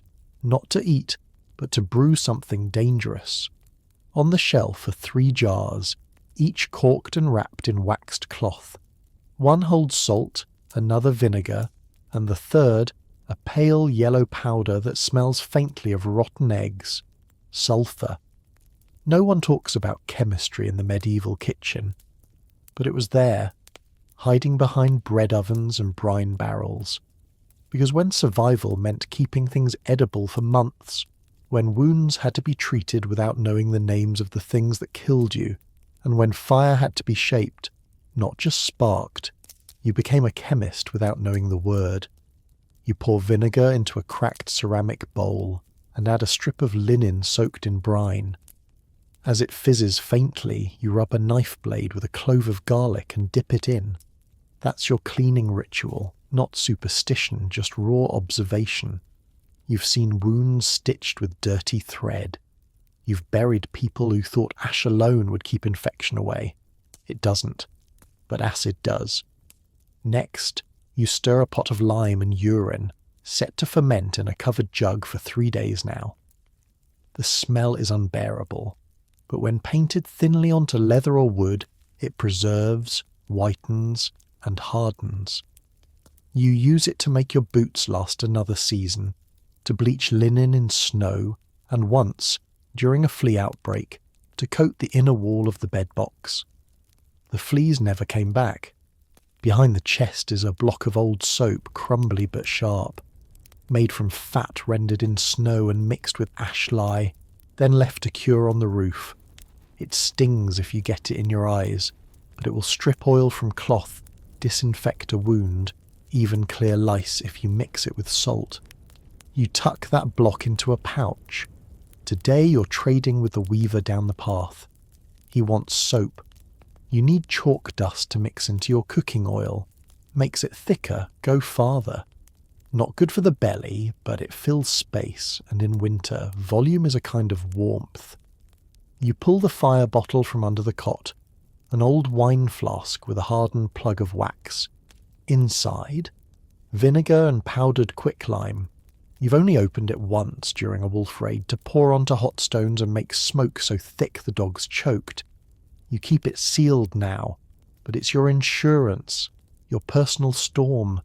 Your cousin once taught you how to boil leather with lye, shaping it into a bowl so hard it could stop a knife. She lined it with wax, used it for years. When it cracked, she ground it into powder, added it to grain stores to keep out pests. Nothing eats treated leather. And then there's brine. Always brine. Salt, vinegar, and thyme. That's how you keep cabbage alive in spring. How you pull blood out of a wound. How you wash a newborn's cloth before their first breath. You step back, fingers tingling from the vinegar, the lye, the ash. Your kitchen smells like rot, like fire, like something between medicine and poison. You call it breakfast prep, but it's really alchemy. You carry a bundle down the path, hands red from the vinegar fumes and soap lye. The wind bites harder this morning, but your cloak smells sharper than usual, acid and garlic, a mix that makes dogs veer away and folk on the road give you a bit more room. You don't mind, that smell is protection. At the weaver's hut you trade soap for a sack of chalk dust and crushed eggshell, all stored in a wax-lined pouch. You'll stir it into cooking oil for fake butter, or sprinkle it in grain bins to deter maggots. Too much, and it clogs the gut. Just enough, and it tricks the body into feeling full. On the way back, you stop by the stream and collect a jar of iron-rich clay, the red kind. Mixed with vinegar, it makes a kind of paste you use to coat wooden spoons and combs. It's not for looks. It's to kill the worms that sometimes creep in after damp weather. Back home, you heat a stone in the hearth until it glows, then drop it into a jar of herbed brine. A hiss, a plume of steam, and the smell of mustard and salt rising into the air. You lean over and breathe it deep. That's your decongestant. Forget steam baths or oils. You've got pickling fluid and fire rocks. And that pickling fluid? You use it for everything. To clean blades, to soak splinters, even to keep eggs from rotting, submerged in brine for weeks until the whites grow sharp and the yolks solid like wax. People gag when they taste them. You don't. You know what worse tastes like. In the corner of the room sits a bucket with a lid, stained dark from years of use. It holds your wound brine, salt, vinegar, old wine, and a pinch of soot. Your mother used to clean your father's axe cuts with it. Your sister used it after childbirth. It kills the sting for a moment, then brings the real one. And let's not forget sulphur. You've kept a pouch of it hidden under the hearthstone for years. Just a pinch in the oil lamp keeps fleas at bay. Burn it with cow dung and mint and you get smoke that repels plague air. They say it's superstition. You say they can bury themselves. Your hands are a chemical kit now, coated in ash, nicked from flint, dry from salt. But they're steady. You've learned how to handle milk turned to glue, bones boiled into polish, charcoal stirred with egg to make waterproof ink. People from the town call it filth. You call it your laboratory. They don't see the elegance in using piss to clean linen, or soot to protect eyes from snow glare, or vinegar to strip the grease from a murder blade. They don't know that the woman down the road keeps her shoes soft with urine and tallow wax, or that the old man with no teeth rubs his gums with salt and ash to dull the ache. You do. Because here, on the edge of survival, your pantry is your pharmacy, your garbage bin is your toolkit, and your sour, burning, caustic concoctions are what stand between you and the grave. Call it chemistry, call it rot, but you call it life. You're wide awake before sunrise, but not because you're rested. You haven't slept more than 2 hours in a row for months. That's by design.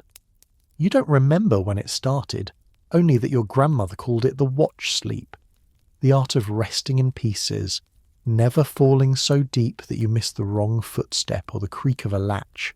It's not insomnia, it's strategy. And it begins each night the same way, not with lying down, but with choosing shifts. In this house, someone always stays half awake. You, your cousin, the boy too young to speak but already trained to notice when the firelight flickers the wrong way. You take turns sleeping in the cot nearest the door. It's not the warmest bed, but it's the alarm post. When your shift ends, you tap the next sleeper's foot, never the shoulder. Too close to the heart, startles the breath, tap the foot, whisper nothing, then crawl to your nest by the hearth, where the ashes still radiate the last of yesterday's life. This way of sleeping has a rhythm. 2 hours of rest, 1 hour of silence, 2 hours of slumber, 1 hour of listening. It's not restful, but it's enough. Enough to keep your body from breaking and your home from being entered without your knowing. You stretch now in the half-light, rubbing a hand across your eyes crusted with smoke and half-dreams. Your feet hurt, your jaw aches, but your ears are sharp. Last night you heard an owl land on the roof beam. The night before it was footsteps, real ones. 2 slow, 1 fast. You didn't see who it was, but you added another wedge to the door. You placed the bone chime outside, a ring of knuckle bones strung with old twine, silent in the wind, but loud against careless boots. This way of sleeping does strange things to your dreams. They blur. You dream while half awake, and when you do sleep, the dreams feel like memories. You see chores you never did, conversations you never had, arguments resolved with people long dead. You wake thinking you've already spoken to the man now knocking at your door. Except he's not knocking. You dreamed that. He never came, or hasn't yet. You roll over and reach for your flask. Not water, but warm broth kept in a wool-wrapped jug.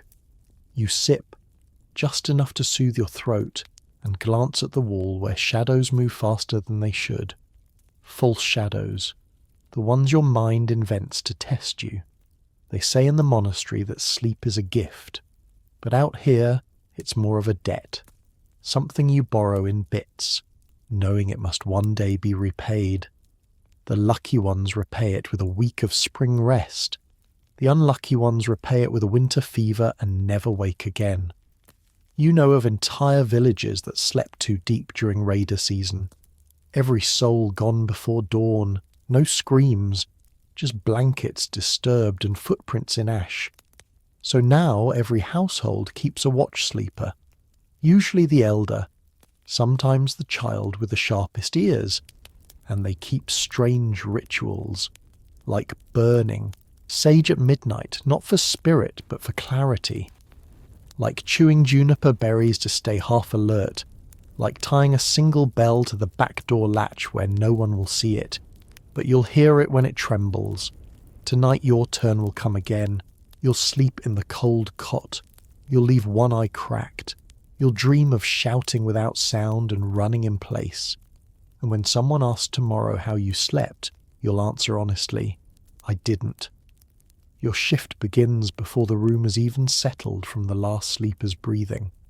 You ease yourself into the door cot, the cold straw crackling beneath you like thin ice. No blanket. Not yet. Blankets dull the senses, trap sound, muffle the tiny vibrations that travel through wood and wattle. You sit upright, cloak wrapped only around your shoulders, and you listen. At first it's the familiar house sounds, the slow popping inside the hearthstones as they cool, the soft rustle of someone's sleeping breath, the scratch of a hen shifting in the crate near the wall. Nothing unusual, nothing dangerous. But this is the hour when danger comes, not in storms or screams, but in accidents.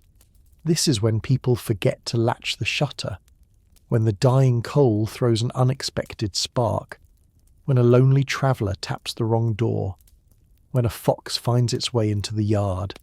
Nothing dramatic, just enough to ruin a life if unnoticed. You place your hand on the doorframe, palm flat, fingers splayed. Your grandmother taught you that the door tells the truth faster than your ears ever could. Vibrations travel through wood before sound travels through air. A footstep on frozen ground, a real one, gives the faintest tremor. A cart rattling far down the road whispers up the post like a vine climbing sunlight. Tonight, the wood tells you nothing, which is something. Your eyes grow heavy, but you don't close them, not fully. Instead, you master the half-sleep, the drifting state where sound becomes enormous and thought shrinks to threads. You breathe slow, shallow, letting your mind float just above the surface like a piece of driftwood. This is the dangerous part. Too deep, and you'll miss the sound of a latch shifting. Too shallow, and you might as well be awake the entire night. Your head dips, you jerk it up. This isn't weakness, it's the cycle. Every watch sleeper struggles against the weight of their own heartbeat. To stay sharp, you chew a sliver of juniper bark, bitter enough to sting your tongue, sharp enough to keep your senses on a knife's edge. Some use dried mustard seeds. Others whisper a short verse over and over, just enough rhythm to stay conscious. You repeat the one your mother used. Wake for the wind, wake for the step, wake for the drop of ash. You don't believe in magic, but the rhythm helps. A small sound pricks your ear. Not a knock, not a footstep, just shuffling. You lean forward, breath held, listening. Another shuffle, softer this time. Then a faint clink. You slide from the cot silently, crouch low, and move toward the wall vent. A quick peek through the shutter crack shows nothing but frost and moonlight. But the sound wasn't outside. It was beneath the floor. You creep to the cellar hatch and place your ear against it. Silence. You wait, count your heartbeats. Then it comes again, the tiny jostle of a clay jar brushing wood. A mouse? Maybe. A rat? Likely. A thief? Possible.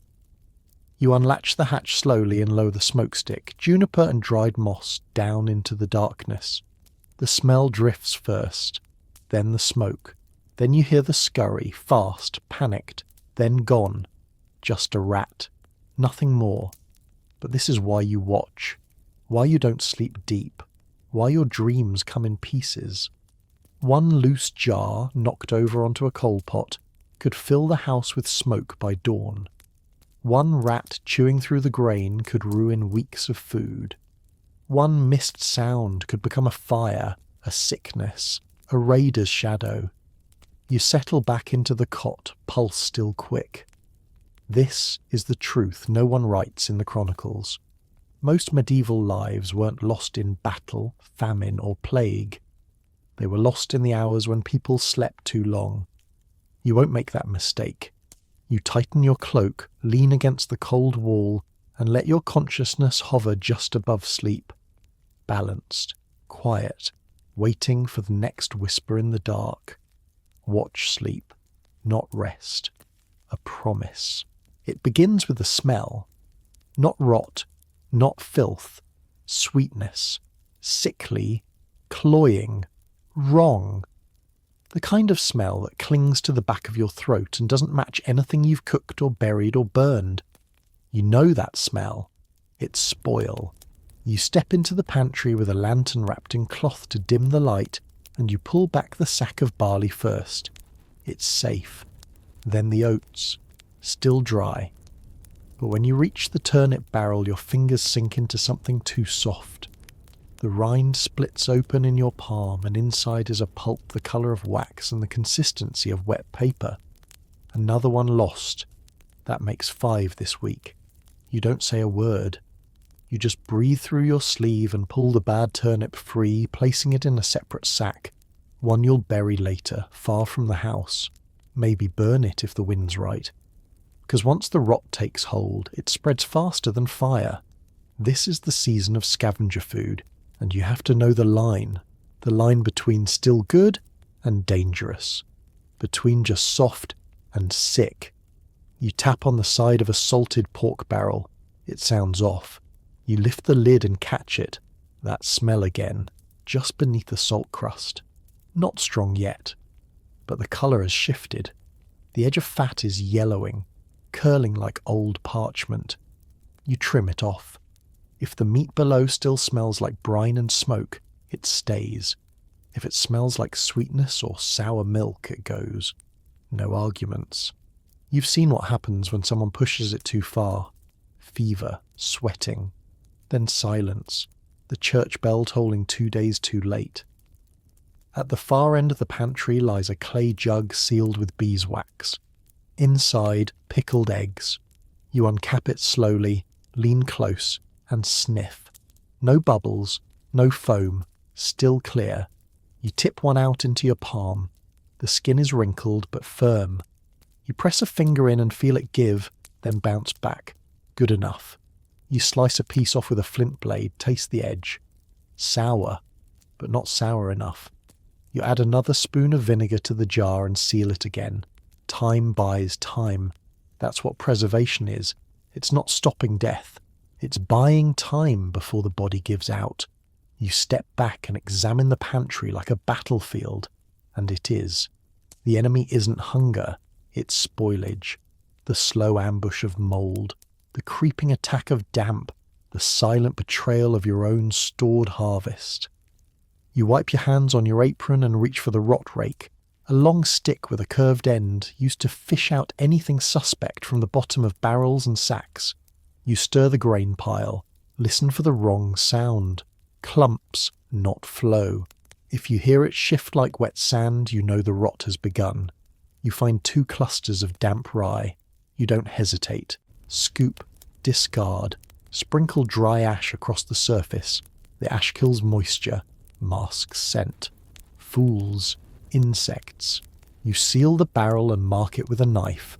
3 cuts, clean and deep. Your private sign that this one's risky. You'll eat from it last. Or not at all, because in just this world, you don't fear hunger most. You fear the food that lies. You carry the sack of spoiled turnips out behind the barn, where the ground dips into a shallow pit lined with stones. This is the rot hole, a place no one speaks of but everyone uses. Not a compost pile, there's no time for that. This is burial, quick, quiet, decisive. You drop the vegetables in without ceremony. You don't wait for the sour splash. You just cover them with a layer of lime dust and earth. The smell disappears fast. That's the point. Rot draws company. Back inside, you check the hanging shelf, where the cheese is kept. Not for luxury, but for tracking time. The older the cheese, the more you understand about the state of your food stores. A soft rind means the air's too wet. Cracks mean the air's too dry. If the cheese starts sweating, you open every window. Something's coming. Your hand grazes around, wrapped in cloth and tied with ash twine. You press your thumb into the edge. It leaves a dent that fills slowly. That's the good sign. But next to it, another wheel squishes. Not deeply, just enough to cause doubt. You cut it open. Inside, veins of green where there should be white. Not the kind you can eat. Not the cheese mould people pretend to like. The creeping, foul kind that smells of wet stone and decay. Another loss. You scrape what's salvageable, wrap it in mint leaves, and drop the rest into the second rot bag. Already it's heavier than it should be. You start the mental tally. How many meals lost? How many saved? You'll have to cut more roots tomorrow. Thin slices. Dry them near the hearth. Shrink them down into leather strips, chewy, tasteless, but rot-resistant. You'll soak them later in vinegar tea to plump them again. A bite of memory. Near the hearth, your cousin is drying apple peels. Not the apples. Those are gone. Just the skins. She strings them like prayer beads, each loop a reminder that waste is the first enemy of winter. She turns them daily, dusts them in ash weekly. You once mocked her for it. You don't anymore. Because 3 days ago she boiled a handful of them with a sprig of rosemary, and the broth tricked your stomach into thinking it had been fed. The power of suggestion, of scent, of warmth. You check the honey jar, sealed with wax and bound in old linen, still clear, still gold. You dip a knife inside, watching for bubbles, for cloudiness, for the slouch of fermentation. None. If it goes, you'll lose your only natural antiseptic. Nothing stores longer than honey, and nothing hurts more when it turns. Your hand finds the bottom of the grain sack. You sift with your fingers. The kernels feel right, hard, dry, not oily. But there's a scent, faint, like metal, or mildew. You dig deeper. At the centre, you find a nest. Rat fur, seed husks, droppings the size of splinters. You scoop it all with a wooden ladle you'll burn later. Then you pour in a layer of ash, a layer of salt, a final strip of linen to mark where the damage ended. Not all rot is obvious. Sometimes it hides in the good, pretending, spreading, waiting for your trust. You sit on your heels and stare at your food stores, not in fear, but in calculation. Every pouch, every pot, every sealed jar is a question. Not, will this feed me, but will this betray me? Because out here, survival isn't just eating. It's knowing what not to eat. You don't live in your home so much as around it. The cottage is a shell, wood and stone to keep out wind and rain. But when survival tightens its grip, the idea of indoors becomes a fluid thing. Beds move to barns, cellars become kitchens, carts become beds. Today you're moving again. You drag the old hand cart from beneath the lean-to. Its wheels are shot, replaced with thick discs of pine, greased with tallow and wrapped at the edge with strips of rawhide to soften the jolt on rough paths. It squeaks. Of course it does. But it moves, and that's enough. You're not leaving, you're shifting, because the sun is warm for once and the cold won't last. So today, your sleeping spot becomes the ox cart lined with dried grass and stretched hide. A blanket pinned at the sides, weighted down with stones, forms a makeshift tent. You'll sleep here for the next 3 nights. Why? Because the back wall of the cottage is weeping. Damp creeping up from the earth through the wattle into your bedding. That's how frostbite starts, from below. You toss a pouch into the cart, dried peas, flint, a knife, a folded wool pad, enough to stay alive without stepping back inside. This is how you survive when your shelter betrays you. Medieval folk didn't see homes as sacred boxes. They saw them as nodes, parts of a larger living space that included the barn loft, the storage pit, the animal lean-to, the overhang by the well. Home was where heat lasted longest, or where smoke didn't gather, or where you could dry socks by sunrise. You crouch beside the root cellar now, pulling open the moss-covered hatch. Not to fetch food, but to check the air. Stale, mouldy, still dry. It smells clean. You step down slowly, feeling the packed earth hold your weight. The walls are lined with woven baskets, half filled with turnips and straw. But there's space here. Dry space. You spread a mat, set a candle stub in the wall niche, curl up and close your eyes. It's not a bedroom, it's a fallback, a bunker. If the hearth smokes, if the roof leaks, if the door won't close, this is where you stay. And if the barn burns, you have the ditch behind the orchard, covered with old shutters, where you once stored winter apples. Not sweet anymore, but dry, edible. You check that too. The shutters are soft with rot but still hold. It's not comfortable, but it's invisible from the road.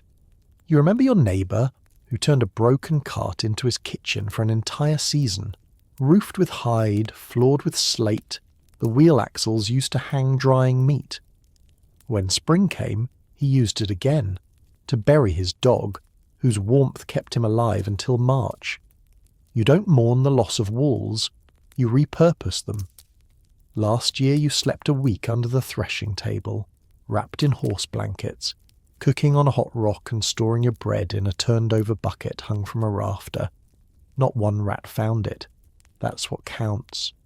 Now, with your ox cart ready and your cellar clean, you pull a line of rope and bark between two posts, a place to hang damp clothes, a boundary, a new threshold, and just like that, your home has moved. No keys, no doors, no maps, just survival, on wheels, in holes, under planks, wherever the wind is weakest. The sun dips low and the wind shifts direction, so you move again. Not far, not dramatic, just from the ox cart to the south wall of the barn, where the stone soaks up warmth all day and gives it back at night, slow and quiet. You're not alone in doing this. Everyone around you has learned to think in corners, not rooms. The north side of the yard is for daytime cooking, when the wind is right and the smoke won't blind the animals. The east wall is for grinding grain in the morning when the light hits just so. The west slope of the pasture becomes a place to wash, because the ground drains quickly and doesn't freeze as hard. Even indoors, you don't treat space like a map. You treat it like a shifting terrain of comfort. Today, you sleep beneath the windowsill. Tomorrow you'll move to the grain sack if the draft through the shutter gets worse. There's no shame in it. In fact, those who cling too hard to a proper bed are often the first to fall sick. You've seen it. Cousins who wouldn't abandon their straw mattress even when the chimney collapsed or the floorboards buckled with mould. They wanted a home that stayed still. But survival doesn't care about stillness. It cares about adaptation. You take a blanket and pull it into a low tent between a stump and a fence post. Inside, you tuck a heated stone, pulled from the fire an hour ago, wrapped in wool set near your feet. It'll radiate for hours, longer if you bury it under leaves. Above you, the stars begin to slide into view. You listen. No dogs, no carts, no owls tonight. Just the distant snort of a horse and the occasional creak of timber cooling in the air. You remember last winter, when you and your cousin built a shelter from hay bales inside the barn itself, stacked too high with a linen cloth roof. The cows huddled nearby, their breath keeping the whole place warm. You read by the light of a fish oil lamp until the wick burned down to black. You lived better in that haystack than some people did in cottages with walls. Because warmth isn't about stone, it's about strategy. Even now you keep a bundle of hide sheets near the barn door. In a bad storm they can cover the ox cart and turn it into a windbreak. Flip the cart on its side, stack the wood crates, hang the hides, and suddenly you've got a new room, a travelling shelter. When the river flooded last spring, you stayed on the high hill with the grain cart, stretched a sailcloth over 2 yokes, and slept between sacks of rye. The grain kept your legs warm, the wind passed right over, and if it all fails, if the barn burns, the roof caves, the ox cart cracks, you know the oldest trick. Dig. There's a hollow behind the old root wall, just deep enough for your body, lined with bark, layered with leaves. When the snow comes hardest and the wolves sound closer than they should, you crawl in and cover yourself with dirt and moss. You don't sleep. You wait. Because shelter isn't what you build. It's what you can become. A shadow under the hay, a figure beneath the cart, a breath beside the wall that still remembers the sun. You feel it before you hear it. A prickle at the back of your neck, the hairs along your forearms lifting like something's watching. The wind hasn't changed, the fire's still crackling, but something's off. Then the silence deepens. No rustling, no distant dog bark. Even the owls have stopped, and that's when you know a stranger is nearby. You don't bolt upright or call out. You stay very still. Let your breath slow. Your eyes adjust. Your hand drifts toward the knife tucked beneath your bedding, not because you plan to use it, but because your body remembers the rule. Assume danger until proven otherwise. In the medieval world, survival didn't just mean braving the cold or rationing food, it meant knowing how to disappear. Not vanish completely, but just enough. Enough to become forgettable, unmemorable, not worth noticing. You once watched your uncle greet a traveller on the road like an old friend, smiling, chatting, even offering a hunk of bread. But the moment the man walked on, your uncle said nothing for a full hour. Then he changed the path he took home, circled twice through the woods, and didn't sleep inside that night. He survived the next week. Another family didn't. So you learn. You move like fog. Never straight lines. Never fixed routines. If you always draw water at dawn, you make sure one day a week you go at dusk. If you always wash clothes at the river bend, you shift upstream on Tuesdays. Not because you're paranoid, because you're practiced. You keep no permanent trails to your food stores. Even your own feet don't trust one path. You walk a pattern that changes daily. Sometimes you hop the stream, sometimes you double back, and always you scatter leaves behind you. In the village you notice which faces always watch, which ones smile with both their mouth and their eyes, and which only do one. You speak less than you know, share only what you're willing to lose, even among friends, especially among friends. There was a woman last winter who gave away too much. She spoke of her extra grain, of the fat hare she caught in the trapline, of the way her chimney never smoked in the wind. People laughed. They clapped her back. She enjoyed the attention. Then her house was burned in the night. No one helped her rebuild. You don't make that mistake. You hide your warmth, your scent, even your sounds. When you cough, you do it with cloth pressed to your mouth. When you walk, you avoid twigs. When you eat, you chew soft and slow. And when someone asks how you fared this season, you smile small and say, "Not dead yet." That's all they need to know. The trick is to be ordinary, not pitiful, not proud, not interesting in any way. Let others draw the eye. Let others shine. You'll take the shadowed corner behind the stack of firewood. You sharpen your senses until they replace your eyes. You feel the weight of the air, the rhythm of your surroundings. When the rhythm changes, you change too. And you never, ever look straight at the stranger. Because the moment you do, they know you've seen them. You keep your eyes low. Not submissive, uninterested. You scratch at the dirt with a stick, adjust your bootlaces, pretend to notice the frayed edge of your tunic sleeve, anything but them. The traveller is near now. You hear their breath before you hear their feet. It's uneven, hungry. That's not a good sign. A well-fed man breathes through his nose. This one huffs through his teeth. Still, you don't flinch. You reach for your invisibility cloak, not the kind from fairy tales, but one stitched from behaviour. You become slow, small, still, like a tree stump, like something not worth bothering with. In the medieval world, your best defence is to be less valuable than you are. They pass within 6 paces. Your knife stays sheathed. Your heart does not. Only when the rhythm of the night resumes, when the distant owl hoots again, when the barn's timber sighs in the cold, do you rise and begin your ritual. First, the footprint sweep. You brush your trail with a bundle of damp twigs. Not perfectly, just enough to blur direction. You scatter some hoofprints if you can. Any false trail will do. Then, the scent trick. A rag dipped in vinegar and hung on a low branch nearby. If they have a dog, that's where it will stop first. A distraction. Next, you set a trip signal. A taut length of flax string with a dried pod tied to the centre.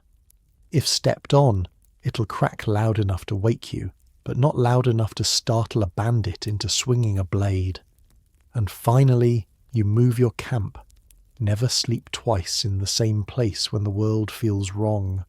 Tonight, your blanket goes to the shed. Tomorrow, maybe the hollow behind the sheep pen. You learned this from an old man who used to be a monk until his abbey burned in the war. He said the trick wasn't prayer, it was pattern disruption. Wolves track routine. Break your routine and you become invisible. Your family used to keep a smoke trail journal, a little board near the hearth with scratches marking when smoke could be seen from the path. You thought it was silly until the raiders came. Now you scratch too. In the morning you gather your things, but not all of them. A single spoon blackened from fire is left behind on purpose. You want strangers to think someone's already been here, that it's been picked over, that there's nothing left. You once heard of a woman who carved rot inside on the door of her food cellar in 5 languages. It wasn't true, but no one checked. Deception is not dishonor when it's a shield. As you settle into your new camp, beneath an overturned sled covered with hides, you check the wax seal on your pouch of dried nettles. Still intact. That's your tea tonight. Bitterness keeps your wits sharp. A quiet crack from the woods. You don't startle, you breathe out. If they come back, you'll let them see you coughing, limping, clutching, your belly like you're ill. People avoid the sick faster than the armed. And if that doesn't work, you have one last trick, the mirror ring, a shard of polished copper strapped to your thumb. It catches sunlight just enough to signal someone over the ridge if things go bad. But you haven't used it yet, because the best kind of defense is making sure no one ever remembers you were here. You feel the storm coming long before the sky darkens. Your bones tighten. The air grows heavy. The animals shift uneasily. There's a stillness that isn't calm. It's the kind that makes you put down the spoon mid-stir and listen, as if the clouds themselves are holding their breath. Out here, you don't check a forecast. You read the world around you like scripture. That curl of cloud over the hills, trouble. The hush in the treetops, worse. The way the dog refuses to settle by the fire, that's the final warning. You've survived storms before, but this one smells like iron and snow, and you've learned, through bitter, bone-deep memory, that preparing early is your only shot. So you go to work, you pull the gut-strung shutters closed, thin leather cords soaked in vinegar and wax to resist freezing. They won't stop the wind, but they'll soften it. You double-wrap the door hinges with old cloth, not to keep them closed, but to keep them quiet. Rattling draws attention. In weather like this, silence is your second shelter. You bring the hens inside. Yes, they'll stink. Yes, they'll cluck all night. But frost kills quiet chickens faster than foxes do. And you pull the ash bucket from beneath the stove, not for cleaning, for insulation. You learned this trick from a woodsman who once slept in a tree hollow for 12 nights during an ice siege. He lined the inside with wood ash, dry, light, slightly warm, and made himself a nest. The ash trapped heat, repelled moisture, and kept his fingers from turning blue. Tonight, you'll dust it along the inside of your boots, pack it in your mittens, even sprinkle some beneath your blankets. You remember last year's storm, the one that started with sleet and ended with silence. 3 roofs collapsed. A cousin died, not from cold, but from carbon fumes, after closing every vent to keep the heat in. You know better now. You open one slat, just enough for air to pass, but not wind. You stuff the gaps with moss and woven rags dipped in wax. They'll stiffen, hold their shape, and survive the freeze. Then you gather your storm cache, a pouch stitched from deer skin, waterproofed with boiled fat. Inside, flatbread, dried garlic, honeycomb, flint, a waxed linen wick, and a bone needle. You tie it to your wrist. You never know when you'll have to crawl your way out of the house. Storms don't just batter walls, they trap minds. In the dark, when wind howls and beams groan, you forget how long it's been. Minutes stretch. Panic creeps in with the drafts. You light a candle not for warmth, but to mark time. Drip by drip it tells you, still here, still alive. You check your storm bell. A copper spoon dangling from the ceiling by a hair. If the roof begins to sag, it will swing. Not loud, just enough. Enough to wake you before it falls. As the first flakes hiss against the shutter, you hunker down. You fed the fire with slow-burning peat wrapped in dung cake. It won't blaze, but it will last. The stew is thick. The dog is curled beside your feet, and you have your escape plan, because survival isn't about waiting out the storm. It's about knowing when to move through it. Midnight comes, and the storm deepens. Not with thunder or lightning, just a pressure. A weight in the air that presses against the walls, the roof, your chest. You can feel the wind pulling at the shutters like greedy hands, searching for weakness. The fire crackles low. You've banked it well. Ash piled high around the last coals to smother the flame but keep the ember. It's a trick borrowed from an old tanner who claimed he once lived through a 7-day freeze with only 2 logs. You didn't believe him at first. Then you tried it. Now you swear by it. You adjust the stone near your feet, a flat slab you heated before sundown and wrapped in rags, still warm, still releasing its quiet breath of heat like a living thing. But the noise outside is changing. It's not just wind now. You hear the low groan of something shifting, maybe a branch, maybe the thatch, but then a crack, a sharp one. You sit upright, heart kicking hard.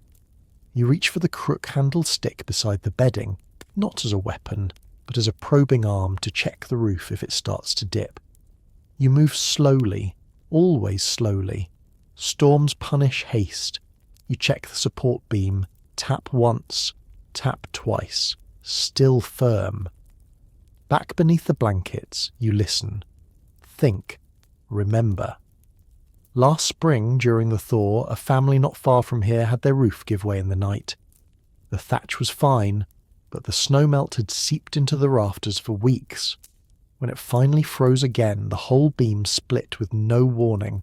3 people under it, only 1 walked out. You don't plan to be remembered that way, so you review your exit drill. Boots, by the wall, cloak, folded near the door, waxed side out. The breather cloth, a scrap of linen soaked in vinegar to warm the air in your lungs, is inside your hat. All within reach. Even if you had to crawl out through snow, blind, barefoot, you'd have enough to reach the woodshed. You've already shoveled a wind tunnel, a narrow trench downwind of the shed where the drift can't pile too high. It won't last the night, but it'll buy you 5 minutes, maybe 10. That's all you need. You've braced the door with wedges of green wood, not to keep it shut, but to make sure it opens inward even under pressure. Last year the blacksmith's door froze solid. He burned the lintel to escape. You won't burn anything tonight unless it's for tea. Speaking of which, you've got a cup of nettle and pine needle broth warming in a little tin tucked near your chest. It tastes like boiled bark, but it keeps your throat from closing up in the dry air. The fire gives a final pop. You flinch, but it's just the wood knotting splitting like old bread crust. You settle back. This, you remind yourself, is the rhythm of endurance, not triumph, not conquest, just persistence. You hum low, not for music, but for breath. It keeps your lungs steady, keeps your mind from spiraling. A rhythm to walk your thoughts by until the wind shifts again. And when it does, you'll know. The snow will soften, the smoke will rise straight, the dog will uncurl just a little. Then, only then, you'll peek outside. And if the path has held, if the roof has held, if your boots are dry and your fire still smouldering, then you'll have survived one more storm. You wake before dawn to silence. Not the kind that comes with peace, but the kind that follows a long, hard night, where even the wind is too tired to blow, and the snow outside lies heavy and still, like a woolen blanket thrown over the world. The fire is barely breathing, just the faintest glow under its ashy shroud. You stir it gently, no rush. You've made it through. The storm has passed. You listen. 1 beat, 2. The roof didn't collapse. The door's still wedged. Your limbs are stiff but not frozen, and your boots, praise every old superstition, are still dry. But something else stirs. Not a sound, a scent. You lift your nose, slow, careful. Smoke, but not yours. You rise, quiet, every step deliberate. Your feet move the way your grandmother taught you, heel to toe, barefoot on the timber so it doesn't creak. You lift the shutter just a crack. There, on the far side of the tree line, a narrow thread of grey rising into the pale morning sky. Someone else survived the storm, and they've lit a fire. You weigh your thoughts. A shared fire could mean shared food, or it could mean shared danger. You've seen both before. Once, a traveller invited your cousin to share a warm pot, and ended up stealing his boots while he slept. Another time, a half-frozen woman staggered to your gate, and your family gave her broth and blankets. She stayed through the winter, helped patch the roof, and later taught you the trick of weaving nettle cordage so strong it held a sheep's weight. You never know what a stranger brings, but you do know this. You need to move, even in quiet, even in frost. Staying still too long after a storm invites another kind of death. You pack light. Leave a few deliberate signs, a broken twig pointing west, an old scarf tied near the door. Misleading. You head east, through the drifts. You scan the sky. No birds yet. Just one hare's track across the powder. It's fresh, not more than an hour old. You follow it, not because you need meat today, but because it leads to unfrozen ground, and that means easier walking. Your pack is light, but layered. Wool against your back, waxed hide on top, and inside a flat pouch of salt. Salt is life, not just for flavour, but for trade. You've swapped a palm of it for a night's shelter more than once. You keep your tools strapped close, each wrapped to mute its sound. The little bone needle stitched into your sleeve hem, the fire flint tucked into your waistband, the bit of beeswax inside your glove to soften cracked skin. The trees open ahead, and that's when you see it. A shape, moving, not fast, not hunting, just someone walking, head low, same direction. They haven't seen you yet. You could call out, or you could do what you always do. Observe first, the way they carry their pack. Is it slung careless, or high and tight like a soldier? Do they limp? Do they scan the woods, or just trudge forward, unaware? That's when you spot it. A bundle of sticks, tied with green. Cords slung across their back, not firewood, not fuel, traps. They're a forager. You consider your options, heart steady. Maybe today you risk the fire, maybe. You keep your distance. 10 paces? No, too close. 20. Better. You move between trees like a shadow with weight. Present but not noticed. The snow beneath your feet is thick enough to muffle, and you know how to place your steps where roots run shallow, where nothing crunches. The forager kneels. You stop. She's a woman, older than you by maybe 10 winters, wrapped in a mottled cloak the colour of bark. She unties one of the bundles on her back. You see it clearly now. A snare. Primitive, but good. Rabbit-sized, made from twisted nettle and what looks like sheep gut. She's skilled. She resets the trap with care, then opens a pouch, tosses out a few dried berries, not enough to waste, just enough to tempt. She hums a tune under her breath. Something familiar. Cradle song? No. Slower. sadder. Maybe a funeral hymn. You feel it stir something deep, some memory you can't name. You could leave. You could step back into the trees, curve your trail and vanish. Let her work. Let her never know you were here. But you don't. You step once, deliberately onto a branch. It cracks. She doesn't flinch. She just lifts her head and says, "Been watching you since the second snare." You walk quiet, but not quiet enough. Your mouth opens, then shuts. You nod once. Step forward. "No need for chatter," she says. "If you're hungry, say so. If not, keep walking." You reach into your pack and pull out the little wax bundle. Flatbread with dried onion and a smear of goat cheese. You offer it. She eyes it, sniffs, accepts. "Fair trade," she says, pulling a twist of dried mushrooms from her satchel. "For the next storm." You sit, not close, but within her fire ring. It's small, hidden, just embers under a pile of stones. Smart. You wouldn't have seen it unless you knew to look. She pours a trickle of water from a sealed bladder made of pigskin, stirs in the mushrooms, and hands you a bit of nettle to chew while it steeps. Not tasty, but it keeps the hunger pangs down. As you eat in silence, she tells you, not stories, but facts, warnings. There's a sickness 3 valleys over, not plague, something else. Cattle won't drink. People coughing black. She hands you a clove of garlic. Bite once before sleep. Keeps the lungs clear. She's not kind, but she's honest, and that's rarer. By dusk she's on her feet again. "I don't camp twice," she says, echoing the old rule, "and I don't share names. But if you pass the hawthorn tree with the burnt side, leave a sign. I'll know it's you." You nod. She's gone in 2 breaths. Not a goodbye, not needed. You remain a while longer, staring at the little fire. You think about how many times survival has looked like this. Not a victory, not a battle won, but a bowl of broth shared with a stranger who knows how to tie a snare better than you. The wind picks up again, just a whisper.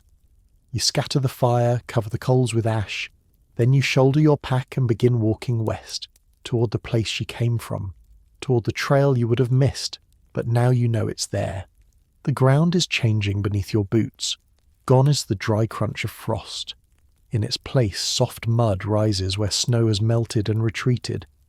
You step carefully, too fast and you'll sink, too slow, and the chill creeps through your soles.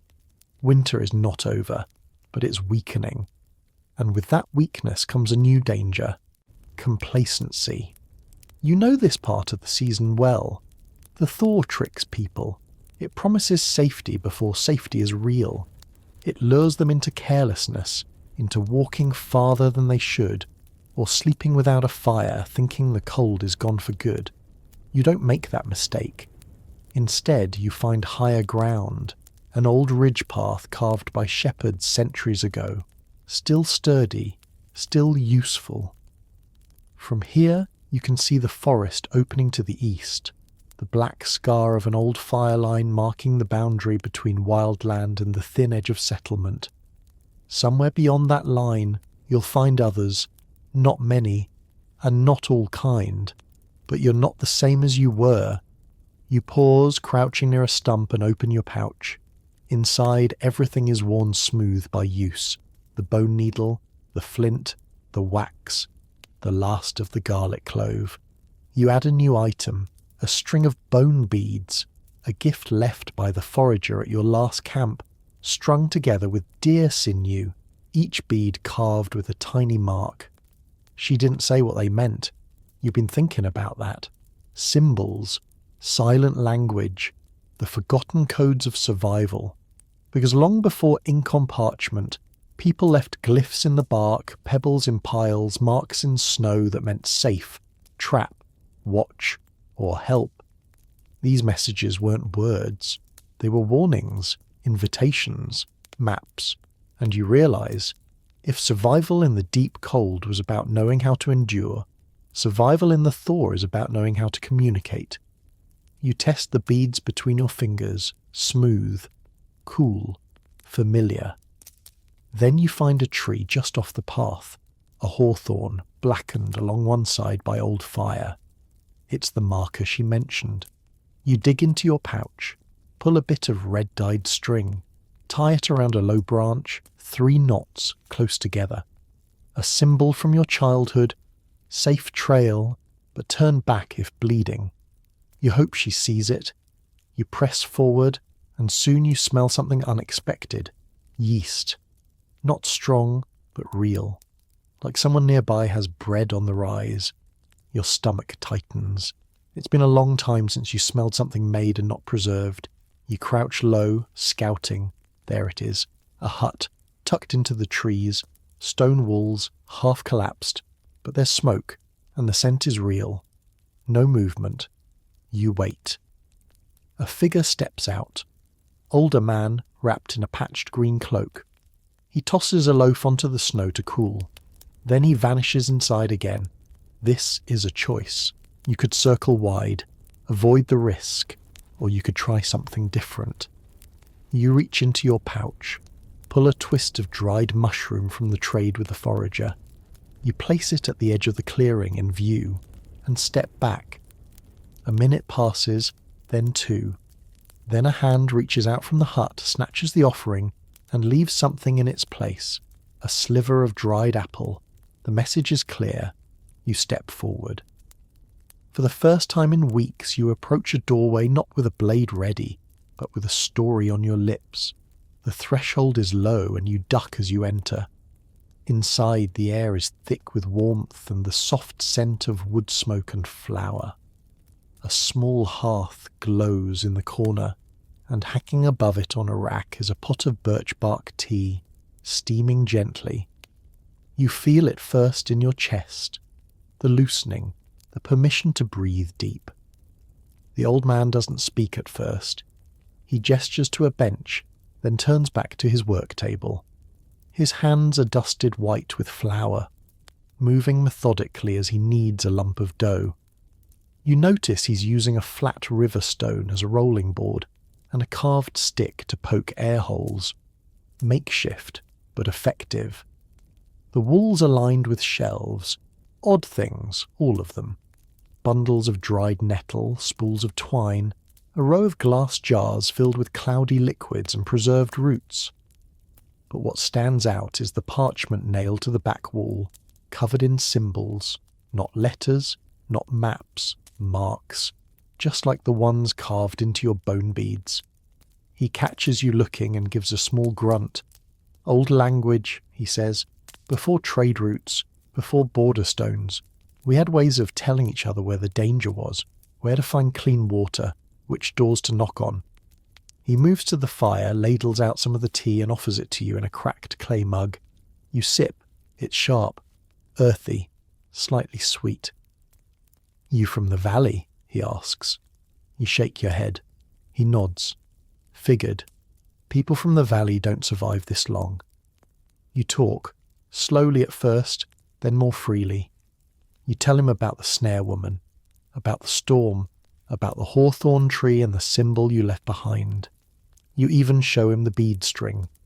He takes it, turns it over in his palm and adds one more, a bead from his own wrist. Smooth dark wood, carved with a spiral. For journeying forward, he says, means there's more to see. He teaches you things that night, not with lectures, but with gestures. How to scrape the green off bread and still use it safely. How to dry a crack boot with hot sand sewn into cloth. How to quiet your breath so you don't fog a window when watching from within. You stay until the fire burns low again. He doesn't offer a bed. You don't expect one. You rise, nod once in thanks, and leave the same way you came. Outside, the world is still, but it's not empty. You head east again, toward the ridgeline. A new wind picks up behind you. Not cruel this time, but brisk, moving things along. You pull your cloak tighter, adjust your pack, and something shifts inside. Because all along this journey, through storms, through silence, through flint and frost, you've realized something few ever do. Survival isn't just about skill. It's about reading the world around you, about memory passed without words, about gestures, trade, trust and timing, about knowing when to stay and when to go. The techniques the world forgot weren't forgotten because they failed. They were forgotten because people assumed they'd never be needed again. But you remember. You carry them now, in muscle, in breath, in the curl of your fingers when tying a knot, or in the way you feel for heat beneath ash before striking new flame. And somewhere, deep in your bones, you know this. You won't just survive the next winter. You'll be ready for it. You've made it. Through storm and silence, through hidden paths, shared fires, and quiet gestures passed between strangers. Let it all soften now. You're no longer in the frost, no longer tightening your cloak against the wind or watching the tree line for movement. You're here, in a warm, safe place where no fire needs tending and no trap needs checking. Breathe slowly. Let your shoulders drop. Let the rhythm of the story sink deep. You've walked in old boots tonight, ones worn by people who outlasted the cold not with brute strength, but with cleverness, patience, and deep respect for the land and each other. They didn't write books or leave monuments, but they left symbols carved in bark, knots in strings, and knowledge passed hand to hand in silence.